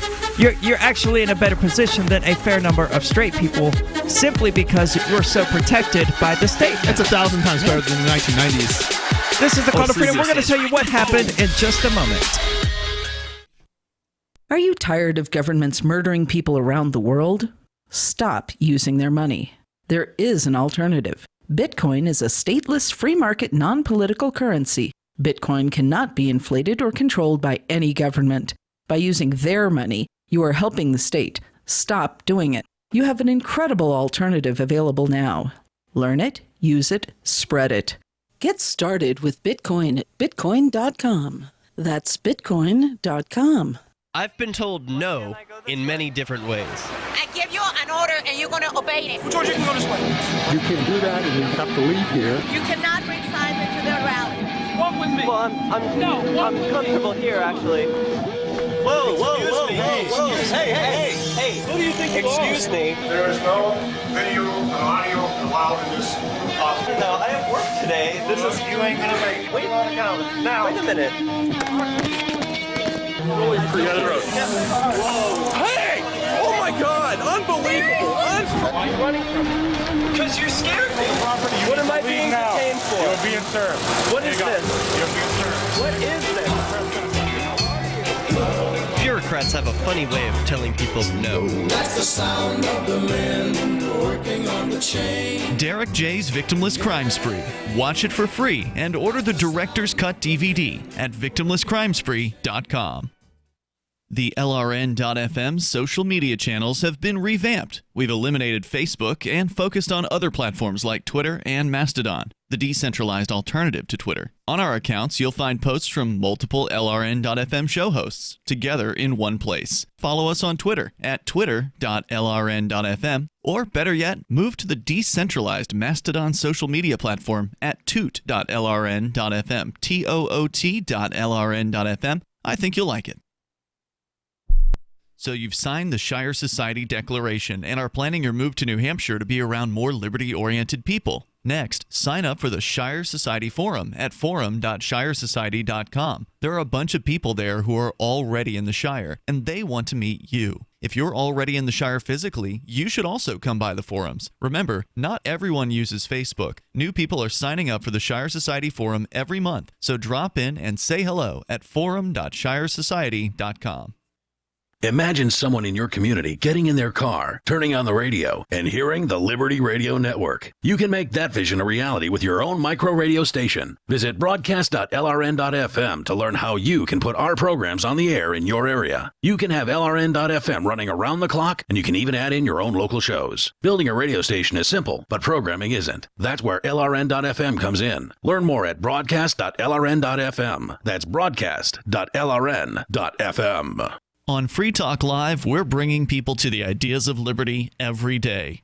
From wrestling superstars like Glenn Jacobs. You guys really are having an impact, I believe. Like I said, a lot of where I am now is due to listening to Free Talk Live. You changed my mind on some very important issues years ago. To random people tuning in on the radio. I was kind of stuck in the left-right paradigm. I heard your show by chance on a Saturday night. From there, I went on, joined the Free State Project, and become an amplifier. So, I mean, that's really the reason why I amp is because I know that if it wasn't for you guys being on as many stations as you are, I never would have found the ideas of liberty. Your amp will directly change more lives by getting Free Talk Live in front of people looking for talk radio online and on the air. When you amp Free Talk Live, you get perks like access to the AMP-only Facebook group and AMP podcast. Visit amp.freetalklive.com. You can put the Liberty Radio Network on the air in your area. Visit broadcast.lrn.fm to learn how. Broadcast.lrn.fm.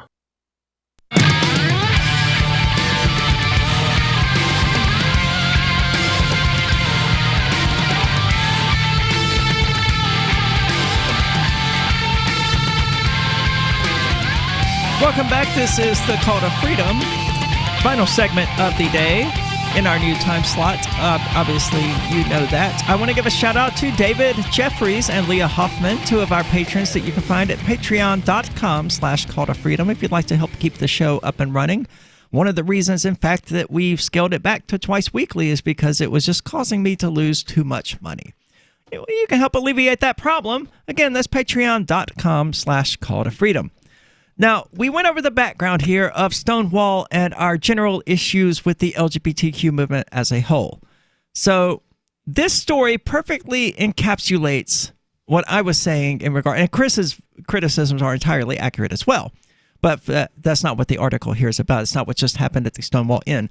On the 50th anniversary of the Stonewall Uprising, a black trans woman asked for a microphone during a drag show and addressed the predominantly white audience. Now, this article is coming from colorlines.com, so they're going to focus on the race thing. Well, of course. Yeah. I think that this is an excellent showcase of when intersectionalism begins to break down.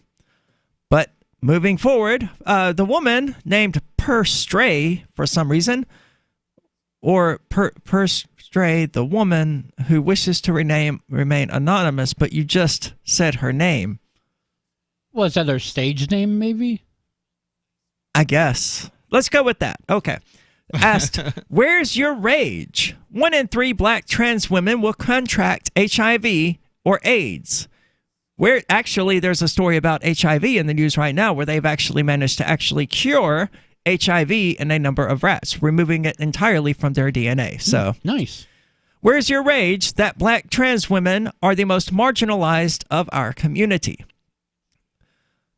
Largely by black communities, though. Yeah, just got to point that out. I'm not sure I would agree with that statement, actually. There are definitely more marginalized communities than that. But anyway, I won't even go there. Yeah. So, I mean, she's not wrong about a lot of these points, but she misses the murder of the black trans women in Texas. Yeah, there's been several of them now. Yeah, there were at least 2. Both of them killed. Well, no, one of them was shot to death. The other one, I think, was beaten to death and then shot to death, like a month and a half later, something like that. Just absolutely, if you want to focus on horrors faced by black trans women, then talk about those. Indeed. But the bar is saying, shut up, shut up, shut up. On the anniversary of Stonewall, the bar is trying to shut up a black trans woman who is talking about the plight of black trans women. At the place where black trans women started a riot which spawned all of this pride celebration. Yes. The bar tried to play music over top of her. Have either of you ever seen the Boondocks episode where Martin Luther King Jr. comes back from a coma in the episode? He wasn't killed. He was just put into a coma. And then he wakes up in like 2011-ish. And he goes out there and is like, what are you people doing? This is not what this was about. That's essentially what this is. Is this black woman is coming up there going, what are you people doing up here dancing and celebrating? The work isn't done. It's not even close to done. There's still a lot that we as a community need to do. And they tried to play music over top of her. And she's right about that. But the thing is that all of the so-called predominantly white people in her audience are lesbian, gay, maybe a few bisexuals who aren't talking about it, and not trans. Yeah. And they've got theirs, so they're going to have their party and yep, screw sounds about you. right. Yep. That is one of the things I noticed. The LGBT community is more than happy to throw trans people under the bus, especially in regard to the bathroom thing, which ultimately doesn't even have anything to do with trans people. What their issue is, what the rights issue is that people who are attracted to women might use the bathroom with other women. Well, that's an issue with lesbians, not trans people. Because by and large, most trans women are into men. They're not a threat to other women. If anything, if they're a threat to anyone, and they're not, it would generally be to men, where they are trying to get away from. Yeah, you want to worry about bathrooms. Worry about priests who share bathrooms with boys. Yeah, so essentially the issue they have is that a person might use the bathroom with someone with whom they are attracted. And that's an issue with lesbians and gay people, not trans people. I think the whole argument is just ridiculous anyway. Oh, absolutely. I mean, we're going there to use the bathroom. No one's going there to pick up a date. Yeah, I want to know. I'd be shocked if there was even a small percentage of cases, involving any kind of improper conduct in the bathroom. I mean, it's there are cases. Not anymore. I'm not saying and this is where the LGBTQ community, this is where the trans community in particular creates the problem that they're talking about, right? Because they don't want there to be any sort of, oh, you're not really trans. No, you're not allowed to say that. It's a fabricated problem. It's not. Well, it's not fabricated. It's one that they caused and that they refused to admit that they've caused, right? They want Michael here to be able to say, I identify as a woman, and walk into the women's restroom. That's what they think should be acceptable.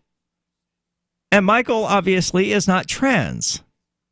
Okay. I don't think so. Right.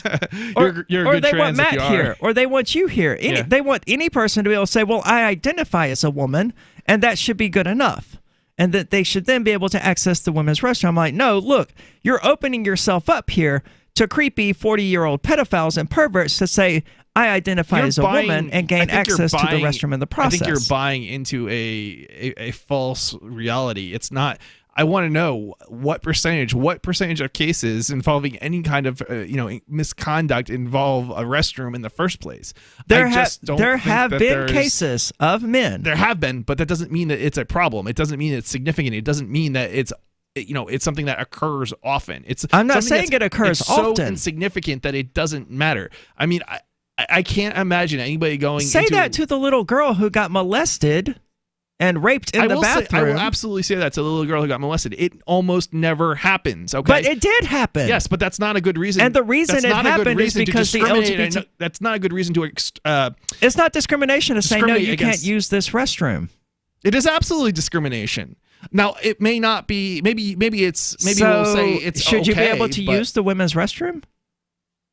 I don't think it's a big deal, to be honest, whether or not men and women. I would tend to agree. Honestly, I prefer unisex bathrooms. I don't think it matters. Like, I don't think there is an issue. I don't think there is a. We're creating a false sense of reality. We have this fear that there are these men going into women's restrooms and raping little girls all the time. It's just not something that happens. I have never said all the time, and it is. But that is the impression that every time you read a story about it, that's the impression that the media gives us. But it does literally happen. You can't say it doesn't happen. I didn't say it doesn't happen. You literally just said it doesn't happen. It almost never happens. Those exact words came out of your mouth. It almost never happens is what I said. So, how many times are you willing to let it happen before? How many times are you willing to let it happen before you say, "Hey, you know what? Maybe this is an issue." It's not. Dude, you should not react because something bad happens once in a while. That's a terrible reason, especially because the consequences of reacting are much worse than the actual things that occur. What are the consequences of having a separate bathroom for trans women? I don't see any really negative consequence of that, except it reinforces this idea that trans women aren't women. I mean, I guess, I don't know that, I don't think it's a problem either way, really. But the point that I'm making is it's certainly, I think, worse to have different bathrooms than it is to not have different bathrooms. And I think this, trying to bring up these things that almost never happen as issues in order to, create the situation that we should keep the status quo I just think was ridiculous. Well, I'm certainly not an advocate of the status quo. And I don't think anyone would suggest that. I use the women's restroom. My contention isn't that trans women shouldn't be allowed to use the women's restroom. My issue should be that contention is that we should be more discriminating, and that simply because someone says, "Oh, well, I identify as a woman," doesn't mean they're trans.